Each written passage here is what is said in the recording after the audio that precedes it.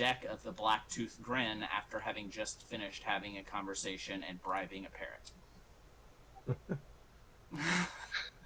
I gotta say, I had a dream last night that this was our last session, and I woke up kind of mad. It is not our last session, sir. We Okay, still have good. quite a few more. So we still have quite a few more before we get to the epic conclusion. So all of us are aboard the Blacktooth Grin, correct? yes, except Molly. It's just the Yeah. party. Molly stayed behind to spend some time with the Pirate King. Okay.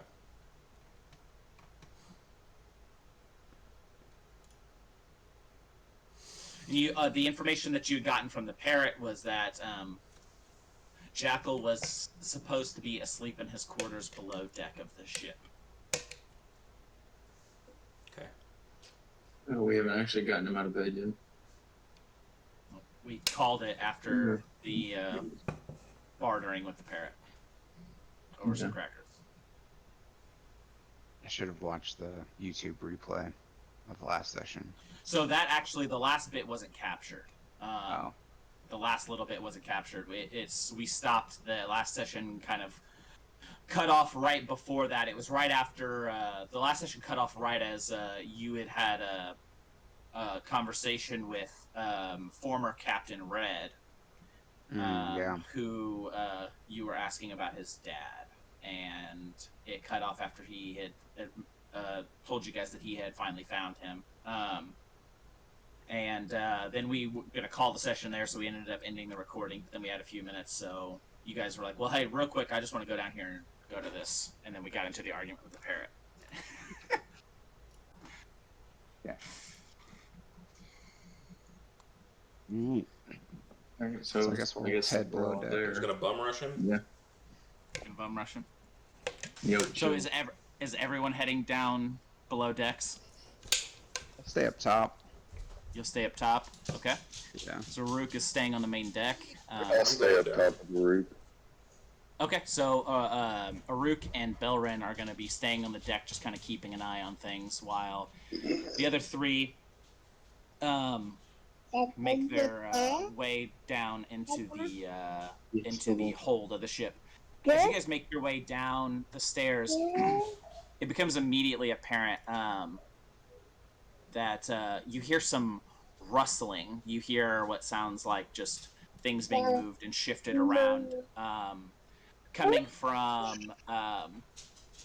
a door that is maybe about I don't know, 10-15 feet down this corridor beneath the on the center layer of this ship, just down the corridor, maybe 10-15 feet to your right. I want to prepare lightning bolt. Okay. All right. So you have lightning bolt prepared. You have the spell. You have a small hand of crackling electrical energy in your hand as you're preparing to cast. You have the spell prepared to cast. Do we know if that door goes to the captain's quarters or? No, you do not know what this door necessarily goes to. Okay. But it appears to be maybe one of the crew rooms or something like that. Okay.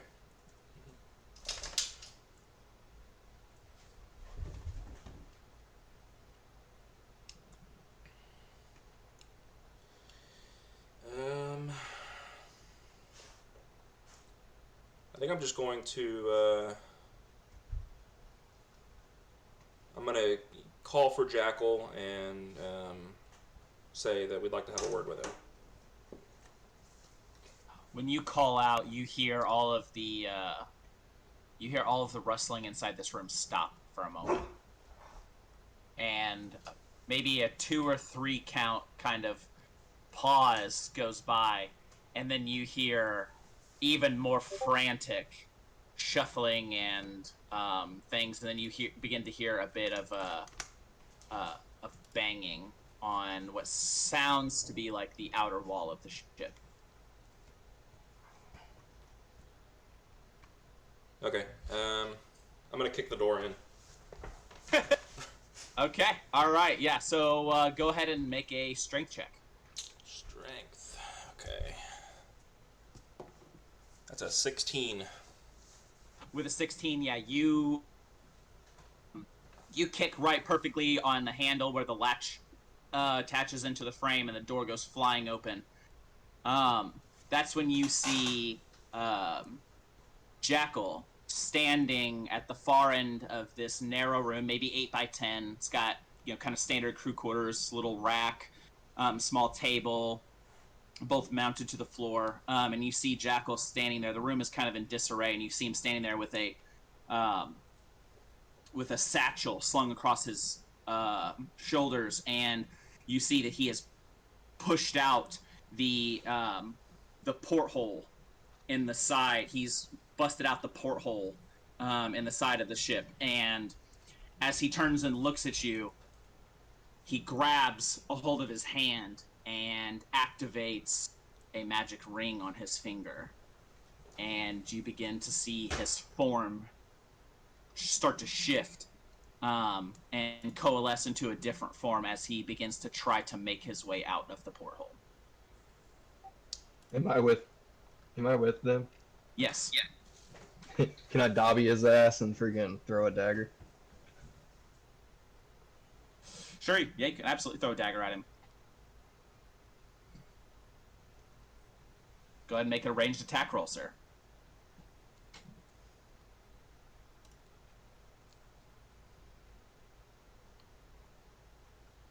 One second, I was not prepared for this.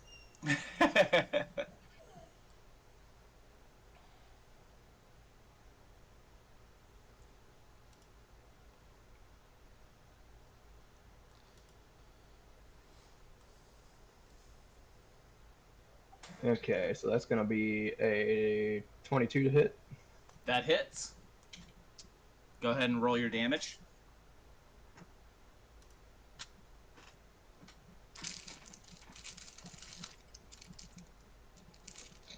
14 damage. 14 damage. Yeah, as the knife sinks into the upper part of his back here, and kind of in between his spine and shoulder blade, and you hear a gasp let out. As you are, by the time you get the dagger out and throw it and it makes contact, he has already shifted his form. But the dagger throw prevents him from being able to make it all the way out of the port window as he sucks in a big gasp of air and loses his grip and falls to the ground. The form that he is currently in is the form of a siren. Dun dun dun. Okay. So is he even actually Jackal?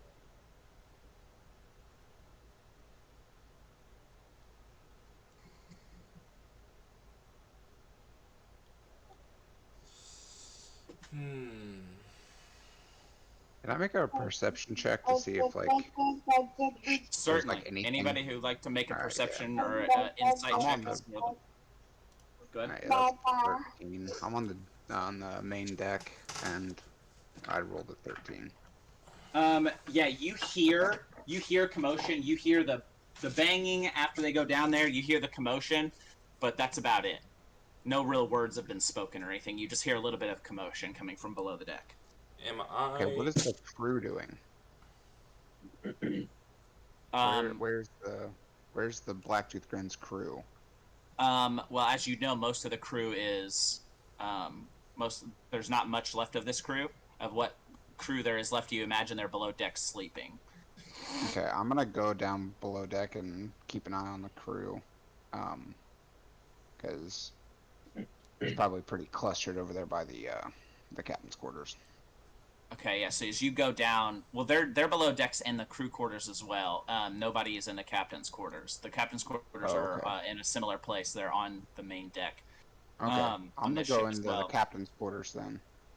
Okay, yeah. So you go into the captain's quarters and you find no one in there. It's empty, and it seems that a few things have been cleared out of there. It looks kind of like someone's been rifling through it. Okay. Looking at this siren, am I able to tell if it is genuinely a siren or if he is just like shape shifted.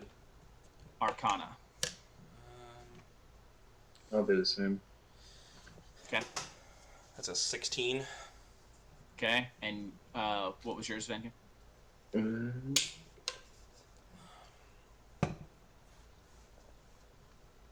That would be a 13. So,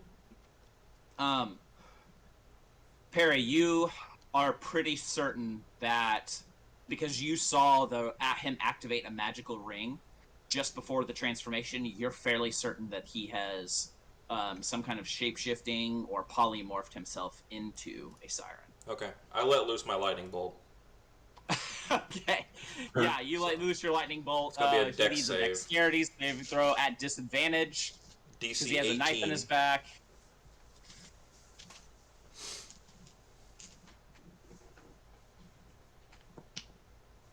And he rolls a natural 5 and fails.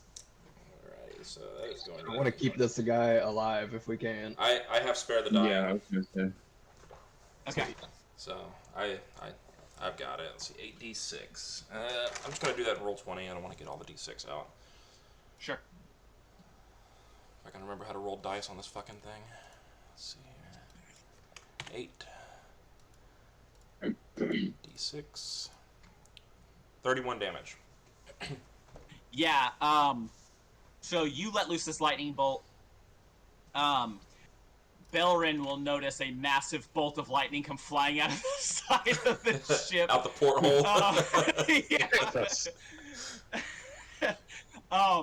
It'll shake and vibrate the entire ship. My signature you move. feel this is, yeah, you feel this as well, Aruk. You feel the whole ship move, and you hear the crackle of lightning as it dissipates. You see nothing more than the completely crumpled and slightly smoldering form of Jackal laying on the floor. Okay, I'm gonna approach him and cast Spare the Dying. Okay, yeah, so you cast Spare the Dying, and does that bring up to 1 HP? Or does 0. that stabilize? It Stabilize to says, 0? yeah, you touch a living creature that has 0 hit points, the creature becomes stable. Yeah, so he is stable and unconscious. So my hog tie his ass. Okay. Yeah, you definitely hog time up. And he is now bound and unconscious. I'm putting an apple in his mouth since he's a shape. Willow, come here. No. Yeah. Come here, Willow. So, I don't need him muttering incantations. He's getting a fucking apple in his mouth. I'm gonna take the ring off of his finger as well. Yeah, that too. absolutely, yeah. So you Any take the jewelry that ring. he has is getting removed. So he. You know what? only- He's naked. You're stripping him completely naked. Yep. Okay, Is this so after he gets tied up? Come here, Willow. I imagine this is all during the process. Go ahead and as you pick up that ring, as you take that ring off of his finger, go ahead and roll another Arcana check for me. Okay. It's a natural 20.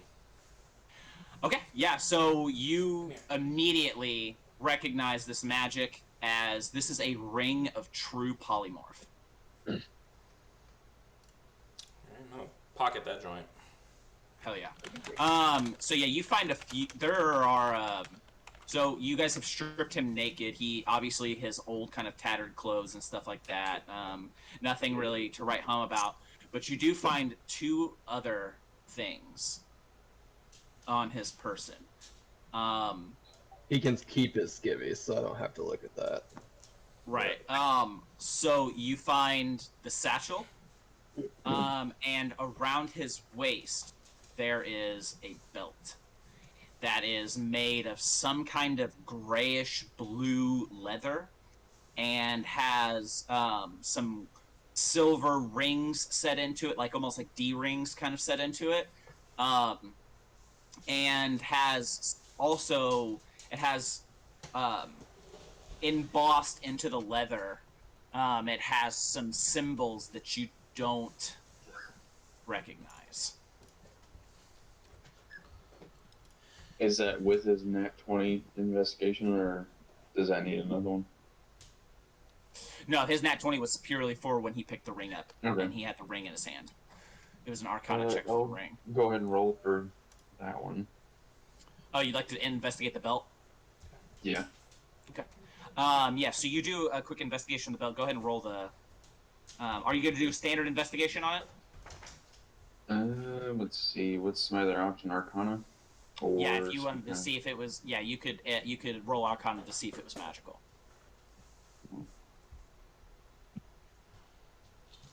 Let's see. I think investigation's actually decent. Nope, doesn't matter. So, oh, that's a 7. A 7. It appears to be a very finely crafted leather belt. It's wide. It's a very wide belt. It's not a belt that goes through belt loops. It's about 6 inches wide. It's kind of more of a belt that you would put over a tunic. I want to cast Detect Magic. Okay, so you cast Detect Magic, and nothing in the room lights up besides all of the magical items that you are all carrying, and you detect a glow of magic coming from inside the satchel as well as the belt. The belt is a belt of frost giant strength. Ooh. And inside the bag is the gemstone that you lost in the sea, Oh, no way. Okay. Nice. as well as a letter. Okay. So I'm able to tell that it's a belt of frost giant strength. Okay. Aruk, what's your strength? My strength is...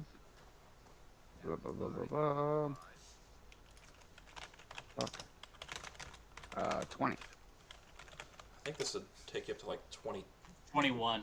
Okay. Oh, shit. So yeah, I'm gonna toss that belt over to Aruk and say, well, I found a gift for you. Hell yeah. And I want to grab the letter. What am I able to tell what language it's written in? Yes. Infernal. Infernal. All right. I'm gonna read the letter. Okay. The letter is short and to the point. It says, "I secured the gem. I will meet you in. I will meet you on the Pirate Isle at the meeting location." And the third thing detailed in the letter is information about Zaxaroth and its location. So they know. Greater. Okay. Does it have like when they planned on meeting? No. It just says we will meet at the at the predetermined location, essentially. Okay. So looking at this letter, assuming my detect magic is still active, do I see any kind of hidden markings or anything? No. Okay. The letter's very standard. Hey, really quick, does this belt only give me a +1 to my strength? Yeah, that's what. I Yeah, was so gonna say. it'll make your strength a base 21. Okay. Can anybody use it to bump their scores? Because I mean, I'm at +5, so I would have to go to 22 to get +6. okay. So I don't want to take it because I'm not really built for strength. But Yeah. my strength's only 12. Yeah, Okay, same. so you would still stay at +1. Yeah. So anybody on like the cusp at like 13, 15, 17, or 19? No, Eric. No. No. This belt This- makes your base strength 21, regardless of what your Yeah. actual strength is. So if somebody's sitting with a 12, and then they put the belt of Move up to like a the +5. frostbite strength on, it would automatically put them to a 21 in their strength. So So I'm this at is a Desert, because then he'll be a 3'2" beefcake.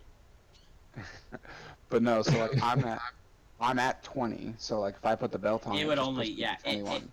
Okay. Yeah, it would only So, put yeah. you to 21 because your strength is already 20. But for anyone else, it would put also. What about put you, theirs to Belren? 21. What is your strength? My strength is 14. That's So, the I mean, move, I I guess, think. Man. yeah, I was gonna say, I guess if nobody else wants it, like, I can, yeah, I've got no problem taking it since I do. Yeah, I'll give it to you. I have yeah, I'll claw give it to you. attacks and a boarding axe, and I do Yeah, I'll give need it to some you, man. strength. Alright, Yeah. I'll cool. give it to you. There Okay. you go. Unfortunately, Zezel, it wouldn't do much for you because all of your attacks are dexterity based anyway. I know, that would just be funny. Yeah, you would be hella buff though. He'd look like a character from Ark. So what The return of does Sindri, the 16 gnome give you- barbarian. Yeah. Does a 16 give you a base of, or does a base 16 give you a modifier of 3, or is it 4? It's 3. I think it's Three. That's what I three. thought, okay. So, 3. so 18 is 4. Yep. 20 is 5. Gotcha. So I would be at +5 now for strength. Yes. Okay. Yeah. While you're wearing, you do While have I'm to wearing attune. said belt. Oh, I Yes, have to you have attune. to. Yes, so you have to wear the belt for 24 hours Okay. before the effects. You have to attune to it. Okay, well, since we're on lackadaisical time, kind of, I'll go ahead and strap that bad boy on so I can start to attune. Sure. Okay. All right. So yeah, you guys are, I imagine, got the shit, and you're back up on the main deck. Yeah. The With plan is to keep him close by so we can interrogate him as soon as he wakes up. Yeah. absolutely. Okay. Yeah. So he is unconscious but stable. However, because he's at 0 hit points, it's going to take some kind of medical intervention for him to wake up. Otherwise, he's going to basically essentially in a alright. coma. I cast Cure Wounds. I was gonna say, I can shove a health potion down his throat. Okay. Just to add to this, since okay. you said he's hogtied, like arms and legs behind his back. Let's Yeah, go I imagine. Yeah, and he's tied up pretty good. let's hang that. Like Okay. at an angle. Mm. Okay. idea. Yeah. So yeah, you guys take him, tie a rope to it, throw it up over up over something on a hook or something on the mast, and you guys just kind of hoist him up to where he's dangling maybe 4 or 5 feet off the ground, just kind of swinging there. Yeah. And you cast cure wounds on him. Yeah. And he begins I to have kind the of gems standing around with sticks. all the gyms Yeah. with sticks like so some brooms and mop handles and shit, and they're all fucking it takes you guys a few minutes, and you guys rally the gyms. You see Jimmy the Great standing there, and he's got his sword turned around, so he's holding the blade and he's gonna smoke this motherfucker with the handle. And he's like, everybody's just kind of standing around. You've got maybe 20 gyms around him now, with a lot of you as Perry walks up to him and casts Cure Wounds, and he begins to kind of sputter and cough before his eyes kind of blink open, and he kind of looks around, realizes, you see kind of like all the stages of grief go across his face as he realizes his predicament and the situation that he's found himself in. And he, after kind of hanging his head for a moment in defeat, he kind of looks up at you, Perry, as you're kind of standing closest to him with a little bit of defiance in his eyes. All right. Oh, you'll talk. Yeah, he's gonna talk. Don't worry. Let's go ahead and cast Zone of Truth, centered on him. Okay. Yeah, absolutely. And That's a save. Is that a saving throw? Yeah, it is a save. Yeah, it is. I forget It's a, exactly how it works, but it's a save. Charisma save. Charisma save at disadvantage considering his circumstances. DC is 15. All right, yeah. He rolls a 19 and a 5, so that's gonna be a failure. Bummer. Hate to Sucks see to it. suck. So Go ahead. I'm going to kind of step back a little bit and pass things over to our interrogation expert, Aruk. Oh boy. Or Rook like fucking takes his fucking It's like a TED talk you're takes his introducing. fucking shirt off and shit, like rubbing his hands, all fucking maniacal looking. He's and got shit. a pouch He of walks up. chalk and he puts his hands in Take it my- and like. I take my Yeah. trident and start picking my fucking teeth with it. The Yeah, gems so Rook- slowly start beating their sticks on the ground, chanting as Aruk walks up. Ooga chaka. It's like fucking whenever the fish are going through the bubbles. Yeah. Yeah. Alright. So yeah, Aruk, as the crowd begins, as this crowd of gyms begins to thump, thump, thump. You walk up and you begin to. Oh, hold on. Let's see. He needs a doo-doo check. Doo-doo at this check point, for I think. Yeah, I think. That is a natural 2. Ooh. As Aruk, you begin to get closer, and you start to smell, a little bit of yeah, and you get the impression that maybe he's lost control of his bowels. As you see a little bit of liquid start dripping onto the ground underneath Yeah. him, where he's also wet himself. What? Real quick, what the fuck am I interrogating this guy about?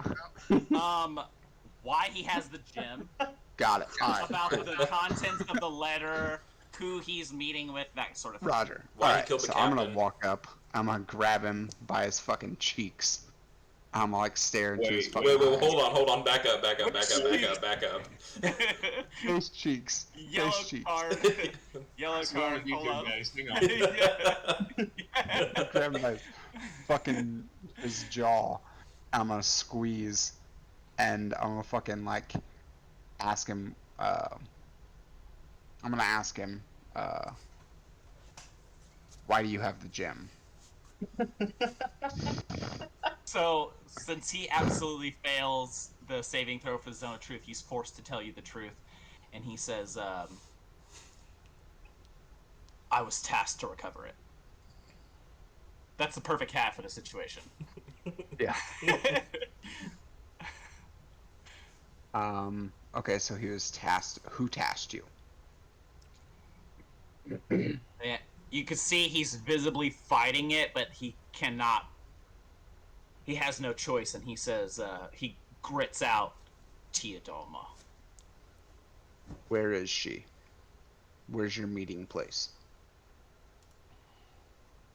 On the Pirate Isle, there's a wellspring in this little bay.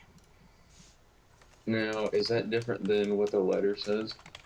No, it said that they were going to meet on the Pirate Isle. I thought you said Zaxxaroth or something?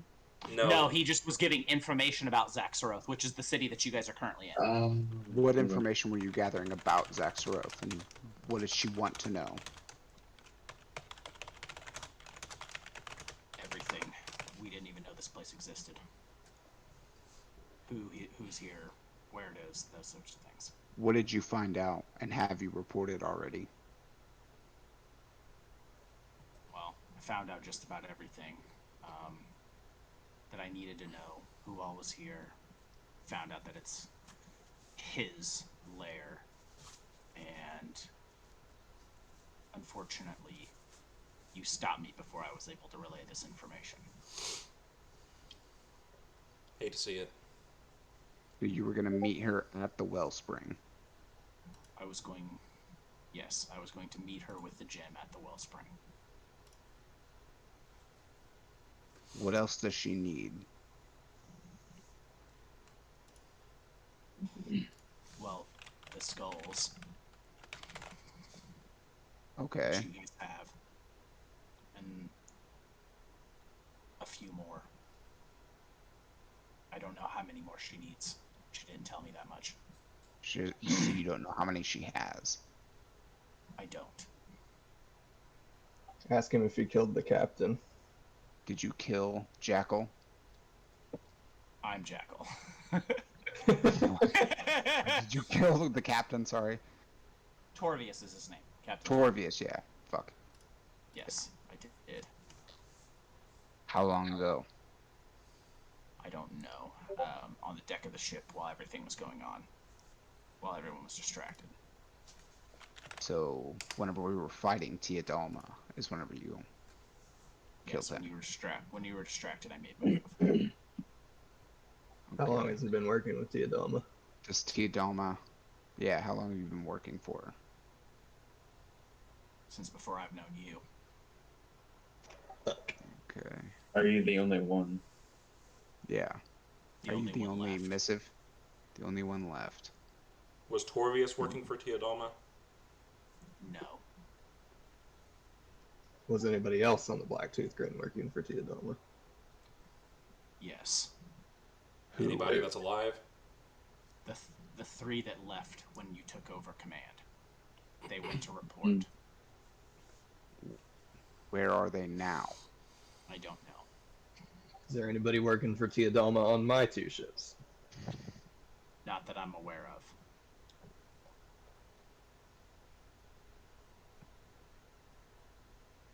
Okay. Does anybody have any other questions for this fucking nerd? Yeah, real quick, this might be more of a DM question. Would we recognize the 3 people he's talking about? Yeah, you would Okay. know. There was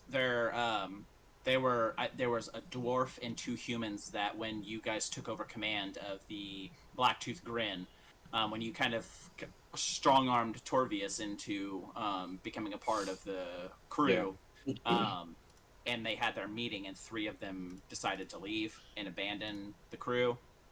It was those 3. They got off in that port city. Okay. Do you know where? Alright. Okay. Do you know where any other skulls are located? I don't. I was to give my message to a courier and then meet her at the wellspring. Where are you supposed to meet the courier at?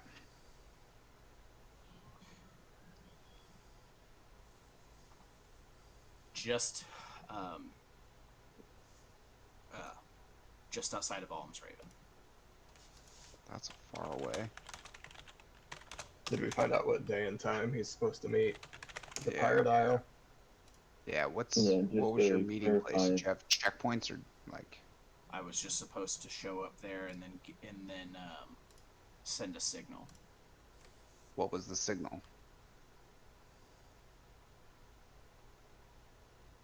To drop a rock into the well. Drop a rock into the well. Okay. Just to clarify real quick, the letter he had on him, was that something he hadn't sent yet or something he got? Yeah, it was something he hadn't sent yet. Is it already addressed? No, it wasn't addressed. It just had very basic information. Kind of, you imagine after you guys have all had a chance to read the letter. After like reading the full contents of the letter, you very much get that it's a message that only the reader would fully understand, and that it was deliberately vague in the event that it was captured or whatever. Was it Okay. sealed in any way? No, it was just folded up. Yeah, so Just my kinda point is, from that letter. yeah, send it. Like, is there any way for us to still send it and act like everything's fine? How about certainly, where you where was he gonna send the letter? Like, I was he was gonna not- give it to the courier in Almsraven? Yes. All right. Does the courier So- know him? Does he know you or is it? Yes, He he knows knows you. me. Okay. Do you ever share words or do you just pass a letter?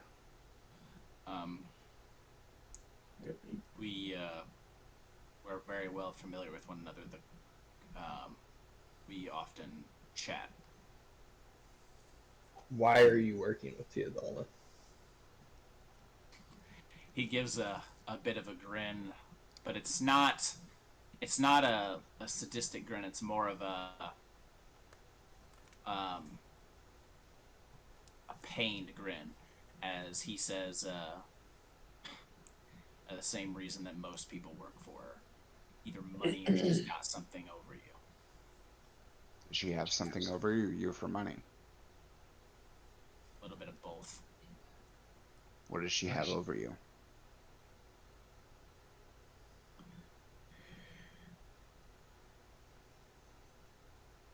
He kind of, you can tell that he's really, really, really, really fighting. He's kind of really trying to resist against this zone of truth, and he says, well, it's not so much her patron. Her patron? Yeah, I made a deal. Who's her patron? I can't pronounce his name. He's a. Could you write it? I could try. Okay. Spell it out. Yeah, yeah. If you could spell it out, we can write it. Okay. He. Oh shit. Let's ask him why he can't first. Why he can't. He. Just in case it doesn't summon this motherfucker. Right. I don't even know that I could spell it, to be honest with you. He has another name though. What is it? He who watches. It's Voldemort. Okay. All right. I'm going to message Perry and ask him do you think that you could impersonate this guy and pass on a false letter with false information if we could get him to write something? I could. I have code. alter self. Oh yeah, you can shapeshift into other people, can't you, Ben? Yeah. So, yeah, we've got some options. We've got Yeah, the I could definitely ring. do that. I was already looking at that. We've got the ring of true polymorph. I've got the 5th level spell Seeming. Spell allows you to change the appearance of any number of creatures that you can see within range. Okay. All right. I'm going to ask him. I'm going to ask Jackal if this is if the letter was written in some sort of code, and if so, is there I don't know, is there a fucking Like a cipher for it. Olarak? Yeah, something. Yeah, cipher. No. There's no code. No hidden message. Though I did plan Just on. vague. The courier would likely Receive courier the would likely amplifying information. Likely seal the letter. Would likely seal the letter and then deliver it. But it was pretty vague. You said that you knew everyone, but it wasn't a very detailed letter. I just meant I knew what I needed to know. The information contained within the letter about Zaxaroth was it basically was roughly what the city's like, where it's located, how to get to it, that all of you guys are there, that it is the lair of the Pirate King, that he has others with him, that he has that there are many dwarf-like creatures that are here with him, and things of that nature. It's mostly just it's recon information, bro. It's very intelligence gathering. I'm gonna look back at the captain and I'm gonna ask him if he needs him anymore. Hold on. I want to ask him what he can tell me about the patron without giving me his name. I know that he is one of the High Lords of the Nine Hells. I know that he often makes deals with mortals in exchange for power. For them to do his bidding. I know little else. Is there either I don't know, religion or history that I could roll for to see if I know anything about He Who Sure. Watches? Yeah, you could religion or history, up to you. Well, they're both the same. I didn't. Okay. Yeah, then you could. Honestly, that would probably, unless you studied any dark magic warlocky kind of shit, or have ever, I would say that it'd probably be more of a history check. All right. In my opinion, I'd say take down the zone of truth, and Aruk can get That would rid of be him. Harley. 25. A 25. Okay. Okay. Because I got a With a- plus 10 to that. Okay. Yeah, Belrin, with a 25, you remember coming across a book once when you were looking for some kind of something, and you stumbled across this book that had maybe you received it in a trade or something, but it had information about the Nine Hells and the various demons, archdevils, and things that exist. Okay. And you do remember that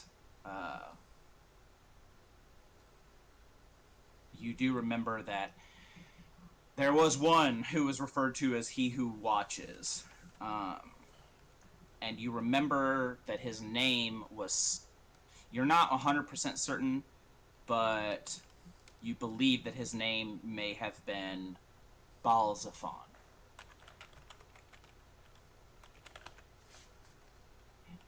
One of the Dark Eight. Basically one of Asmodeus' generals. Good. So, Then- very, very high-ranking archdevil. Yeah, I'd say so. Alright, well, I'll of course at some point share this information with everybody. Yeah. What was his name? Balzaphon. Okay. Let's not say it out loud. Yeah. Just in Balzaphon, case. Balzaphon. Fucking... Alright. Yeah, I So- say if we don't have any use for him, since Perry can, or since Vinkin can transform, we got that polymorph ring. I say we take down the Zone of Truth and let Aruk have some fun with him. I don't think he Well, should. okay, that's what. He's a fucking Got traitor. one more question. Go ahead. Is there any different sort of code that you guys talk in when you meet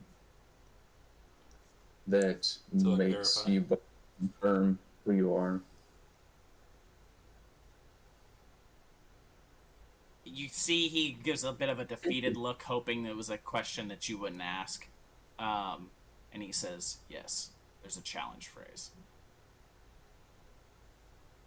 What is the challenge phrase? The challenge phrase is, a beautiful day. The sun is shining. And the response is, yes, but the ice is slippery.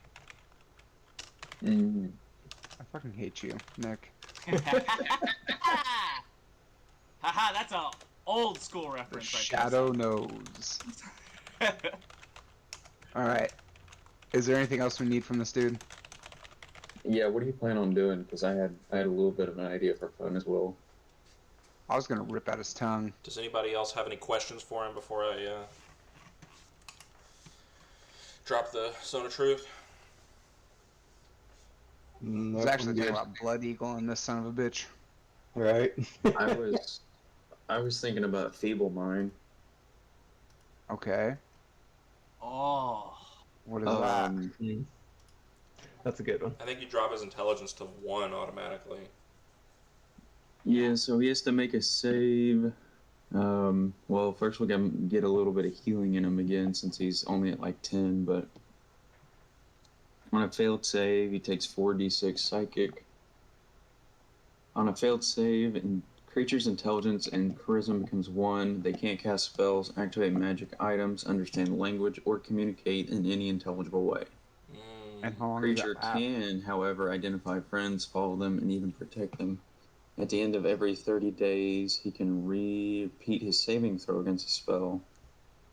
If he succeeds, it ends. The only way you can end it is by a greater restoration, heal, or wish. This is an 8th level. How about we fucking use him as a gym? I'm gonna Yeah. I'm gonna reach my hand in his mouth, use my healing hand, and rip out his tongue, pure brute strength, while causing him no damage. And rip out his tongue. I'm a little concerned on the no damage thing, but I'm all for it. There's 0 damage because I'm using healing hand. And I'm gonna rip out his fucking tongue, and then you can cast Feeble Mind on him. We can have a gym for free. The hell. What if you need him to talk to you again, though? That's my only question. I'll That teach him would be- ASL. Okay. He's not able to That's comprehend the language. information we needed. We know he's a traitor. With feeble mind, he Message. cannot communicate. Hold on. With feeble mind, regardless of message, sign language, anything, Yeah. he cannot communicate in any intelligible In any way. intelligible way, right? Yeah, but But he can understand things, correct? No, he cannot understand or. I think. Hang on, let me double check that. Yeah, I don't He think he can't can receive understand simple words. directions. The creature I mean, it's either this or he that for cannot 30 days. understand. He can't understand language or communicate, so it's both ways. Yeah. In Oh. any intelligible way. So my only thought was we could either wait every month for him to come back, or I don't have one of those spells. But does anybody else have a healer greater restoration? No. I don't have greater restoration. No, I do not have greater restoration. Well, I guess mine's just as bad as yours. So Yep, I'm just gonna rip his fucking tongue out. Okay. So, have you dropped Zone of Truth? Yeah. Okay, so you drop Zone of Truth as Aruk begins to pry this dude's mouth open and try to reach his big fucking hand in there to get a hold of this dude's tongue and start to rip it out of his skull. He begins to obviously wiggle and squirm and try to scream and bite down on your hand as best he can, but because of his precarious position, he's unable to do so. Aruk, as you Oh, just so you know, viciously- one of my foot, like one foot is planted on like his fucking nuts and dick, and then the other is like fucking whoa. on his chest, as I'm like have his head He's on the dangling, ground. man. How's this working? Yeah, he's hanging Yeah, from he's the dangling. mast. he's dangling from He the just- mast by a rope. He's I tied. cut him down. He's tied and dangling. Oh, so you cut him down, So- lay him on the ground, Yeah. stomp Real on his quick. nuts. Real quick, before he rips his tongue out, I want to give him the opportunity to say something. Now that the Zone of Truth is dropped. Oh, so you basically like you got Aruk with one foot on his nuts, and he's Yeah. about ready to fucking. And you're like, Yeah. any last Like, hold words? on. Is there anything Yeah. you want to say? He kind of looks up and looks around at the lot of you. He's been hearing you guys talk out loud about your plans for him this whole time, and he's just like. You see, he kind of considers for a second, and you can see the little bit of like resolute kind of acceptance falls across his face, and he just goes, "Yeah, fuck you," and spits right at you, and Wrong answer, buddy. Yeah. and he fucking just looks back up at you, Aruk, like, all right, fucking do it, I guess. All right. I fucking put him down on the ground. One fucking foot cleanly on his fucking junk, the other fucking on his chest, and as I have one hand prying his like on his like nose, pressing his face down into the fucking reach my hand in, rip out his fucking tongue, all while using healing hands to make sure he receives 0 damage. I am then going to pick him up and then tie him to the fucking mast. And then I guess I'm gonna look at the captain and I'm gonna be like, do you want him to serve before the mast, or do you want him to be dispatched? All the gyms start doing this. Yeah. Like, do you want him to serve before the mast, or do you want him to, do you want him Here. to just be done? You hear from the back one of the gyms go, "Kill the traitor!" And then all the other gyms are like, "Ah, kill the traitor!" I say, let's turn the gyms loose on him. He's gonna blood eagle him if it was dispatched. Ooh. I was gonna blood eagle him, and I was gonna ask for the Commodore for his dagger. Fair enough. Oh, Like the same one that he killed with, The or Emperor dagger. Yeah. You give alright? So Aruk takes the dagger that he killed Captain Torvius with, and ties him up to the mast with his face, like with his arms wrapped around the mast Yep. and his facing the mast, and begins to And go like, to war. before, as I like have the tip of the knife like just an inch into his skin, and I'm gonna say, "You better not scream," as I fucking rip it down his spine, and then Yeah. peel Begins- it back, and then Yeah. crack open one rib at a time from his back, Yeah, it all takes. while casting healing hands. I was gonna say, as he's doing that, I want to keep casting Spare the Dying on him. Yeah, Yeah.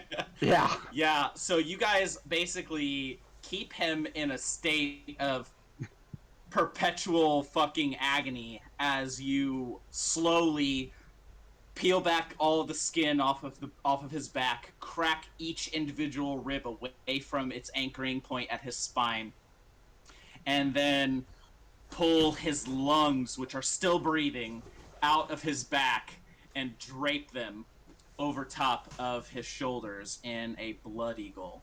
Does he scream? He screams the entire time. Hey, Eric, Bitch. who hurt you? Yeah. There's a reason why Matt was like, all right, and I'll hand it over to our fucking interrogation experts. At least this time there was very little sexual I was going that to like, happened. if there wasn't I didn't realize that there was a zone of truth, but if not, I was gonna fucking do so much more fucked up shit. So yeah, he is blood eagled, bleeding everywhere, absolute mangled mess, but he is still alive. I was basically and going as- to Ramsey Bolton his ass if there was no zone of truth.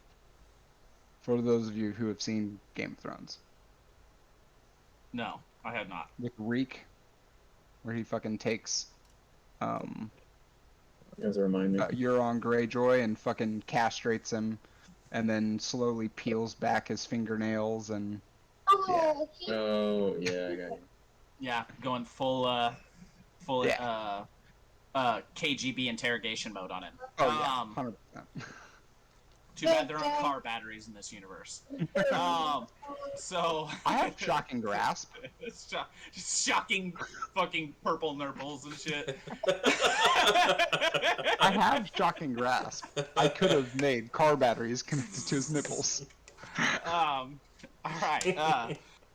So he is still alive and strapped to the mast, fully blood eagled. What is you just gonna let him die of exposure on the mast? So, I just realized I do have heal. So before I leave the Blacktooth Grin, I am gonna head back to the crew quarters and call for his crew to come up and see their captain. Yeah. So as you kind of make your way back, He's over, not you his cat. It's Jackal, right? He changed his form back Yeah, to he killed the... being. Yeah, but he would have been captain. He was the captain, had yeah. he stayed. Yeah. Yeah. Yeah. Oh, So okay. as you go back down the crew quarters, you see that the crew that was below deck has woken up to the commotion, and they're all kind of standing inside the hallway, like looking out, trying to figure out what the fuck is going on. When you sling the door to the below decks open, you see all four of them just kind of standing there, like, what the fuck is going on? And they see it got a little bit of a frightened look on their face as they see you standing there. I say, Is everybody, like, is every crew, I guess, present? Yeah, now with these Okay. addition to these four, the entire crew is present now. Okay.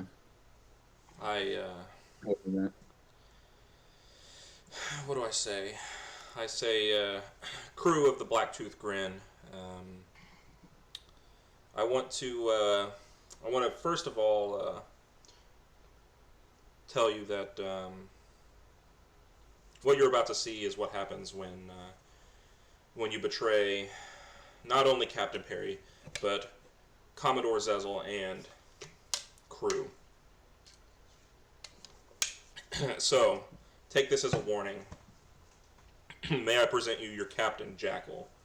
And I kind of gesture my hand for them to walk past and up the stairs. They hesitantly kind of slowly move up onto the deck, terrified, absolutely obviously terrified, and then they You should catch probably sight. tell them why. or what he As did. they yeah, as they kind of walk past you and they catch sight, all four of them catch sight of him, strung up, blood-eagled, all that kind of shit. You see, like, their faces go white. Hold on.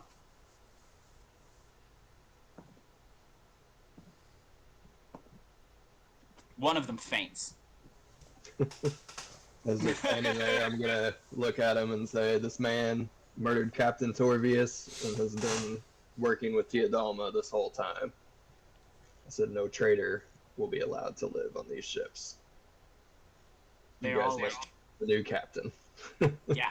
Like, they're like, whatever you say, dude, just don't do that shit to me. Like, they definitely have that look on their face, like, and they're all, like, very, very enthusiastically nodding, yes, like, yes, sir. Yes, Commodore.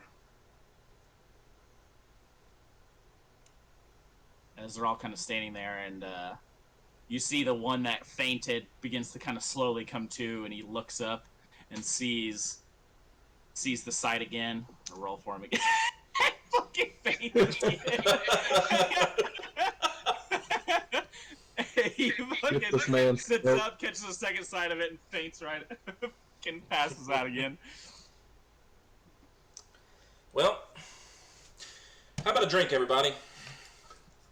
Who's gonna be the new captain? All the other gyms are like, yeah, and like fucking go. Well, you see a couple of them like run over to the fucking run down and like start fucking just like not ransacking but totally ravaging the stores. And they bring up a couple of fucking. You see a couple of them are hauling up a big fucking cask of ale that you guys planted on the ship at some point, and they start fucking cracking it open, and everybody's pulling out cups and horns and shit like that, and starting to pour drinks.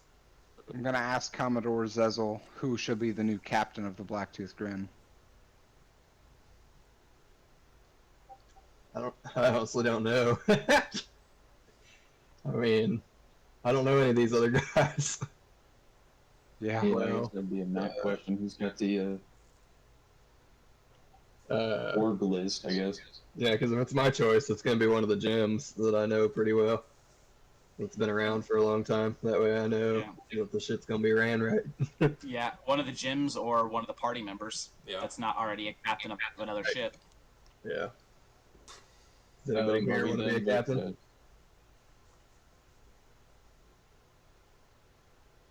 What?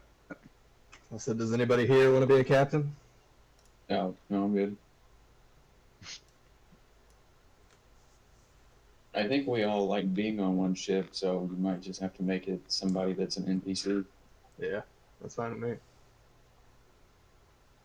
Yeah, it's up to you guys. So you got Jimmy the Great, who's the captain of the Gym Reaper. You can do Jim with a And G. He's the first He's mate your, of the ship. he's your first mate. So that's up to you, Perry. You could He's promote your him first mate. to captain of the Blacktooth Grin. I turn to Jim with a G and I say, you've been loyal to us for a long time, and I appreciate your allegiance. And to show my appreciation, I'd like to offer you the position of captain for the Blacktooth Grin. He, you can see like his chest kind of swell with pride, and he bows very deeply and says, "I would be honored, Captain." And I guess we're gonna have to get him a better looking tricorn. He gives a big old fucking cheesy grin on his face as he kind of you can kind of tell he's like looking around the ship and kind of like it's all hitting him like he's the captain of this ship now and stuff like that, and he kind of looks around and then you see like a little bit of resolve across his face, and he says and he looks at the three gyms that are standing there with their one passed out friend laying there, and he goes, "All right, you three, get him up, get him awake, and start cleaning this fucking mess up." And he just starts riding their asses. I have a single tear go down my cheek like a proud parent. They grow up so fast. Yep. We need to get him a hat with a big old G embroidered on the side of yeah, it. that's good. Oh, there you go. Absolutely. So yeah, he starts to kind of he grabs himself a fucking drink and he's drinking it while he's issuing commands to these guys. He's making two of them clean up the blood off the deck from where it's still dripping out of the still living Jackal all over all over the deck. They're like scrubbing it underneath him while drops are still falling on them. So Jackal still alive? Yeah, he's still like you kept cast spare the dying on him and shit like that, so he's stable. Yeah, so He he's was, like, stable. yeah, He's just bleeding. just bleeding everywhere. Somehow his lungs are still working outside of his body. Magic. We won't talk about That's that. the only reason why is magic. Yeah. Um, I'm gonna walk up behind him and pull his head back and stare into his eyes as I reach into his chest and grab his still beating heart. as you do this, Aruk, Jim with a G walks up next to you and says, "If you don't mind, sir, may I?" I smile, and a tear like a proud father runs down my face as I release his heart. And I go, "My guest." He bows again. He steps up and he does kind of a similar motion to you. Grabs his head and pulls it back, and he goes, "I'm the captain now," and reaches in and fucking rips his heart out. Hell yeah. Like all in one fucking flesh move, and he fucking holds the heart up. And all the gyms are like, "Ah!" and shit. Like, a bunch of them, like, come around and, like, hug him and shit like that. They're fucking happy for him. Especially some of, like, the original fucking crew. Like, Jimmy the Great is, like, the first one there. You know what I mean? Like, like the few remaining of the original crew. And he's, like, Zimbabwe's there, and he's fucking, you know, he's all happy and shit and spilling beer all over the guy next to him and shit. So... But yeah, he holds and then he hands the heart to you, Aruk. After he kind of frees himself, he hands the heart to you, Aruk, and you see that at this point, Jackal is finally dead.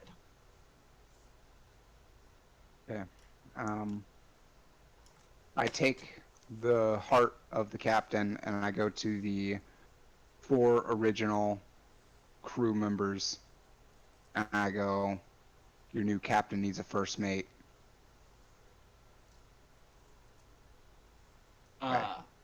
You see that when you say this, you see that Zimbabwe, like, like his eyes just like flash, and he's like hoping so badly someone will pick him. You could tell, like, it's so obvious on his face. It's up to Captain Jim with a G. He looks around and he sees how fucking. You can tell that her first choice would have been Jimmy the Great. Yeah. Well, Jimmy the Great is But- captain. Right, you see, I was going to say, you see that his first choice probably would have been Jimmy the Great, but considering the fact that Jimmy is now captain of the Jim Reaper, he looks over at Zimbabwe and is like...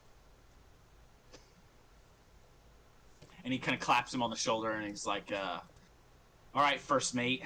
And you see, like, Zimbabwe is, like, about ready to just, like, start bawling like a child. As he's just overcome with happiness. And, yeah, so you now have your chain of command on the Blacktooth Grin sorted out. So, we have an opening for first mate on the Chimichanga then. I look to Vinkin and Aruk and say, would either of you like to assume the position? Either of who? Aruk and Vinkin. Vinkin. Yeah, Aruk or Venkin, would you guys like to be the first mate of the Chimichanga? I will bow as long as I and would- gesture to Venkin and say, being one of the...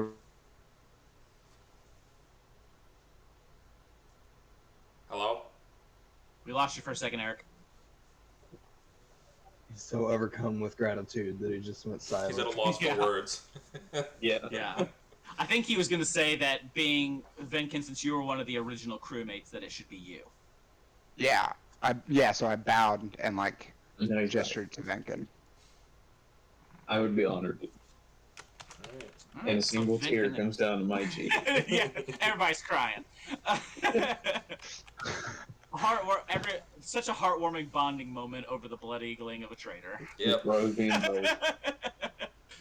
Bo. So yeah, the new chain of command is established aboard the fleet of the Gym Reapers. We still need one more ship. That way, Commodore's got a ship. Yep. It's true. I guess we'll have to talk to the Pirate King about that. Yeah. I bet he can get a badass ship. Yeah. He very well might be able to. And we got the funds, so. Is my connection like shit right now? No, you sound fine now. Yeah. You just Okay. we lost I you couldn't for hear a second anything there that just earlier. went. Yeah, I can hear. Yeah, we There lost we you go. again. Yeah, there it goes. Yeah, no, we were just. Can you hear me now, Eric? Yeah. Yeah, they were just talking about maybe talking to the Pirate King about a ship for a fourth ship, so that way the Commodore has his own ship. The Commodore has his own ship. Shit. We'll be rolling heavy. I want to get one that we got a bunch of like dwarf gems because those guys seem badass. Yeah. Dwarf gems. Certainly, you can speak They to might- him about it. No, we're They might beat me up though if I try to make them all called gems. So I'm gonna need you, Rook, to do that. Oh, hell yeah. negotiation. Okay, what's you guys' next move? All right, so we can. So there's a few ideas that I had while interrogating Jackal. I would say that we could use the Ring of True Polymorph, change into Jackal, and then go and deliver false news that this is not fake news. the hideout of, like, basically just change the letter, or potentially like forge a new one. With Perry's ability to I read should and be able to write do maps, that, he could, I would think, yeah. pretty sure he could Yeah. forge a decent letter, basically stating that maybe we could even like send a message that, I don't know, we could set up a place, give her false information of where there may be another skull or another gem, and we could ambush her.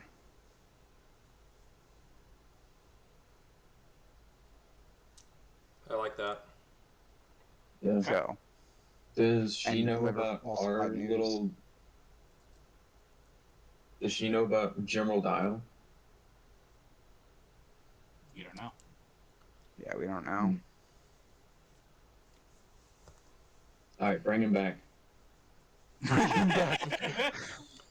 Revivify! I think we're past Ah! that. Yeah.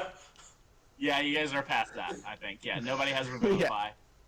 Hang on, I don't think so. I don't. But let's take a look. I definitely don't. I don't. I don't think I do. Oops.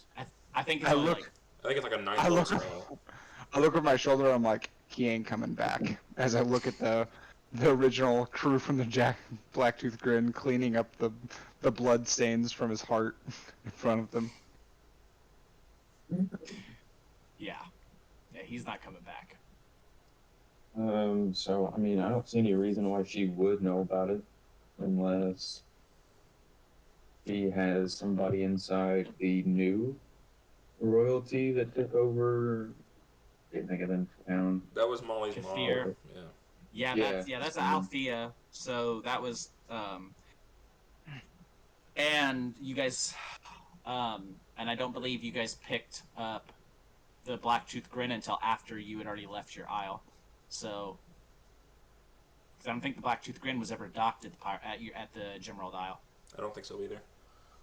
Well, we don't know if how many letters have been sent out, Yeah. right? Yeah, you don't know how many times he's communicated with her or how much Oh, she has. right, Obviously, so she has quite a bit. She was able to ambush you guys, but you picked them up after you had acquired the Isle and after you guys were already hella rich when you guys were out looking for more crew. Mm-hmm. So you never took the Blacktooth Grin to port at. So while she may No, we know that didn't. it exists, even if she does know that it exists, she won't know its location. I don't think. Unless she has any, unless there are other means that she has that you're not aware of. Dun, So dun, he dun. might not even know about it. Jackal wouldn't have known about it, Maybe not. or at He least the said nothing location. about it. Yeah, he said nothing about it in the letter. So What do you think, guys? Either we're gonna come up with a completely new place, or just bet on that. We just kill the bitch. Yeah, I know, but how are we gonna get her to where we want, and where do you want her? Meeting place through the means of Perry going under disguise. Give them false information and be like, "There's a skull here. They're heading there now." Or yeah, but like, which you know, right, but which I agree. location is what he's asking? we just have to Yeah. pick a place, and maybe we can confide this plan to the Pirate King and see if he has a location in mind. Okay. I was on the toilet and I saw it and it Yeah. was is that muted? That or the dermal dial. It was That's my two I saw it suggestions. crawling down the Maybe there's a place of power that he frame can of the shower. maybe have some sort of Wall right next to upper the hand shower. over her, and we can all ambush her like she ambushed us. Jumped up. So just to clarify our Okay, route, I don't know. I'll have to look at it. we're kind of on a one-way trip, right? That makes a big loop, and we're pretty close to him. So we should turn back to him, have that conversation, and then finish getting the wine up here. So the things that you were planning to do as you make your way up into, I believe it's the Sea of Fallen Stars, where the Pirate Isle is located. Your two main tasks were to venture into the mountains to the gnomes to try to secure some wine, and then the second thing was to visit the Seeress in order to try to discern the location of the remaining skulls Yeah. on the Pirate Isle. Okay. I think we should probably. So we would have to go all the way back to Almsraven to deliver You'd have to that yeah, message. you'd have to sail back across the Lake of Steam. Yes. Give me a brand too. Fuck that. Yeah, I haven't eaten yet. So. Did we kill all of them, or did we just escape? I forget. What? All the sirens? The siren. You escaped. Yeah, we escaped. Um, Fuck that. I don't really want to sail back Well, how the fuck was... We didn't really ask him how he was planning on getting back to Almsraven. Well, Yeah, he was okay. transformed as a siren. True. He could have tried to sneak past them. But, yeah. I think we should go see... We're closer to the Seer than we are to Almsraven, for There's a sure. bird that There's could no send a doubt. letter or not. Or I guess I could just fly Ooh, back there. Didn't Jackal have Yeah, a I could parrot? I can just fly back there. That there is the parrot, for sure. There is the You parrot. don't know what kind of bargain you're gonna have to make to get him to do something for you, but he's there. Bro, Commodore, I like get down on one knee and I put my hand on the Commodore's shoulder and I go, "You must use all of your powers of persuasion and convince the parrot to deliver this message." Do I have Between that, persuasion? or I can just fly back there and just. Let's see. But that's you going alone. That's you going lonesies. Like we can't, like none of us can really aid you on that trek. But if we were to, if we were to forge a falsified document, and like either delete the information and just basically nothing significant to report, or tell them that we can set up an ambush place, make a deal with this fucking parrot because it is Jackal's parrot, and that would be proof of the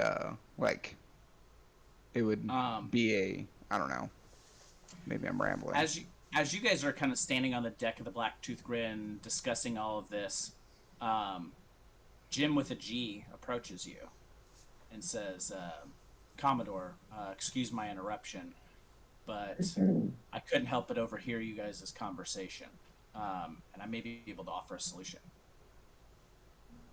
Go ahead. Give me the ring of true polymorph. I will take a small crew in the Blacktooth Grin to Almsraven." you can venture on, and then I will meet you at the Pirate Isle.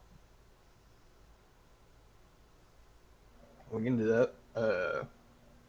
Just don't polymorph yourself. We've lost too many captains here, so send somebody He else. says, he kind of laughs and he says, I've been training a little bit with Jimmy the Great, and I think we'll be okay. If all I'm doing is pretending to be him and meeting, you got to remember, I spent some time with them, and I remember those 3 that left. So if it's one of them, I might be able to even do a decent job of getting some information out of him or something, and then I can always meet back up with you guys at the Pirate Isle.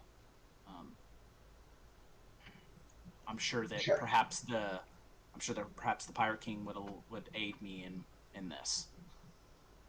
Okay, but we can do that. But his job from now until he gets there is to spend time with the 3 gems that really knew Jackal and learn everything he can about him. And then Absolutely.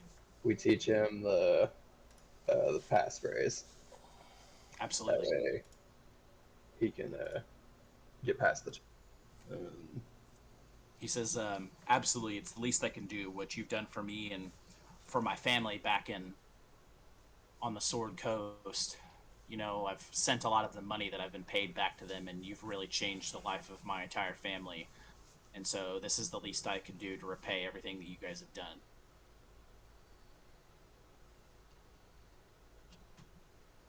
Okay, let's do it. And so he begins to make things ready, and he decides to. He says, "I might need 1 or 2 from the main crew, from crew of the other ships, just to help pilot the ship, so that way we have plenty of hands on deck. Otherwise, I think I'm just about set."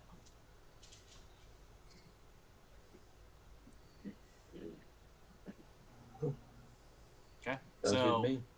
all right, so yeah, he takes 2 from with the addition of Zimbabwe and 2 more, one gem each from the. He picks 2 of the wood elves and that he trusts, and yeah, he begins to start getting them ready. He's like, "We'll leave first light." So, and make our way. You guys imagine that it's gonna take him probably total round trip. It'll take him probably 4 days to get back to Zaxaroth. So then another couple of days to get up to the Pirate Isle to meet you. So you're looking at about rendezvous in a little over a week. Okay. Okay.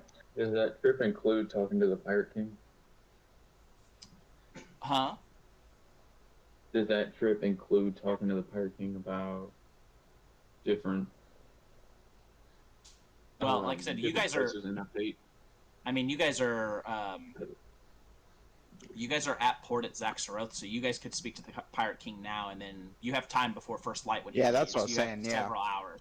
since you we're have here, several we hours. Okay. Okay. I understand.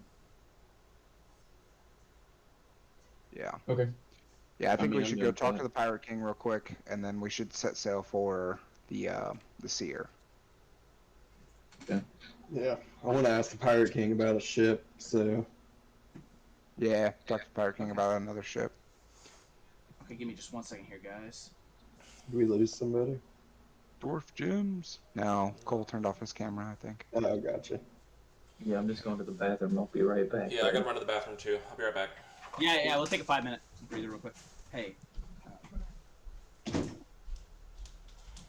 So while they're off using the loo, I'm in the captain's quarters stuffing my pouches full of gold so I can negotiate with the Pirate King. I don't know if he really cares about gold, but I just mean for a ship. He's not going to give Oh, me a ship yeah. for free. that's fair. That's fair.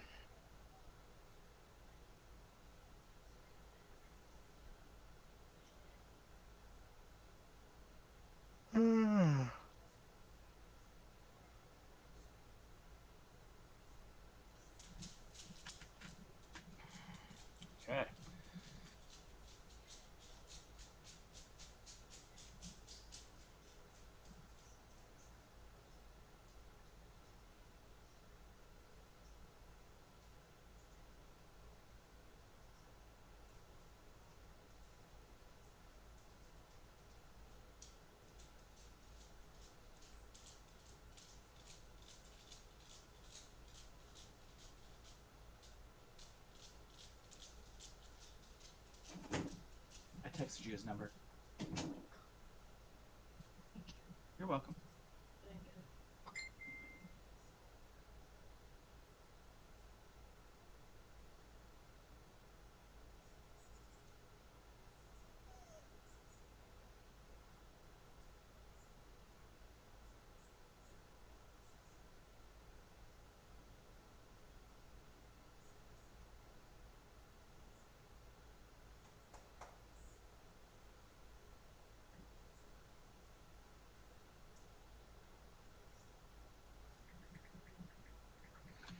By the way, that guy, that's a 2005 Chevy Colorado. He says it runs and drives good. Body's a little beat up, but even the AC works.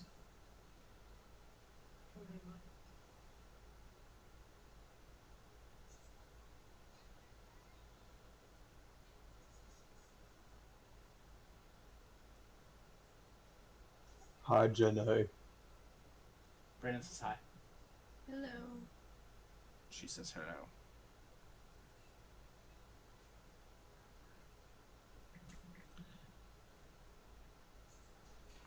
I'll take my headphones out if you want to talk to her for a second until everybody gets back. Okay. Where's everybody? Taking What's a up? pee break real quick. What up? We're all antisocial and we don't like to show our faces. And also, my internet connection sucks donkey dick. So, That's pretty cool. Nice background. Thanks. Yeah, Brandon's over here with the hacker background. I do what I And can. I like keeping the room behind me private, you know. Fair enough. Your bedroom? Yeah, well, you know, when you do meetings at home, you know, Yeah. it's like, it makes it look more professional when all you can see is just me. Fair enough. Alright, get everybody's back. Cat filter would be a nice touch too. Yeah, well, that's not very professional. That's new. depends on Amazon? your audience. Oh. It depends on your audience. Sorry, my internet sucks. Alright, guys, let me get plugged back in here. Hold on. Can you hear me? Yeah. Cool. Yo. Alrighty. So yeah. Alright, you guys are gonna go make your way and talk to the Pirate King then? Okay. yes.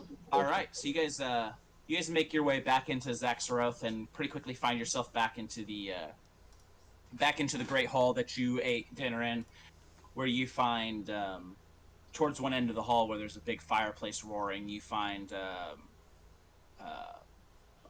Pirate King and Molly just kind of sitting there in some chairs, drinking some wine and stuff, just talking and kind of laughing and catching up. And I've got like 2 big bags of gold dangling around my neck. Mr. Moneybags. So yeah, you guys, as you guys approach, you see they both kind of look up at you and like, oh. And then you kind of see the Pirate King's brow furrows a little bit, and he says, "Looks like you all have been up to something. What's going on?" We'll relay the whole Captain Torbius and Jackal story to him and how we took care of that business. As he Share listens more to the stories. entirety. Yeah, as he listens to the entirety of the story, he keeps glancing over at Rook like, "Damn, dude." And You're not taking my yeah, my he just- interrogator. Yeah, take your interrogator. He's got an eye for talent. But no, he says, well, it's very fortunate that you found him before he was able to deliver the message. And he says, you're lucky to have such a loyal crew that one of your crewmen would be willing to undergo this journey for you. How can I help?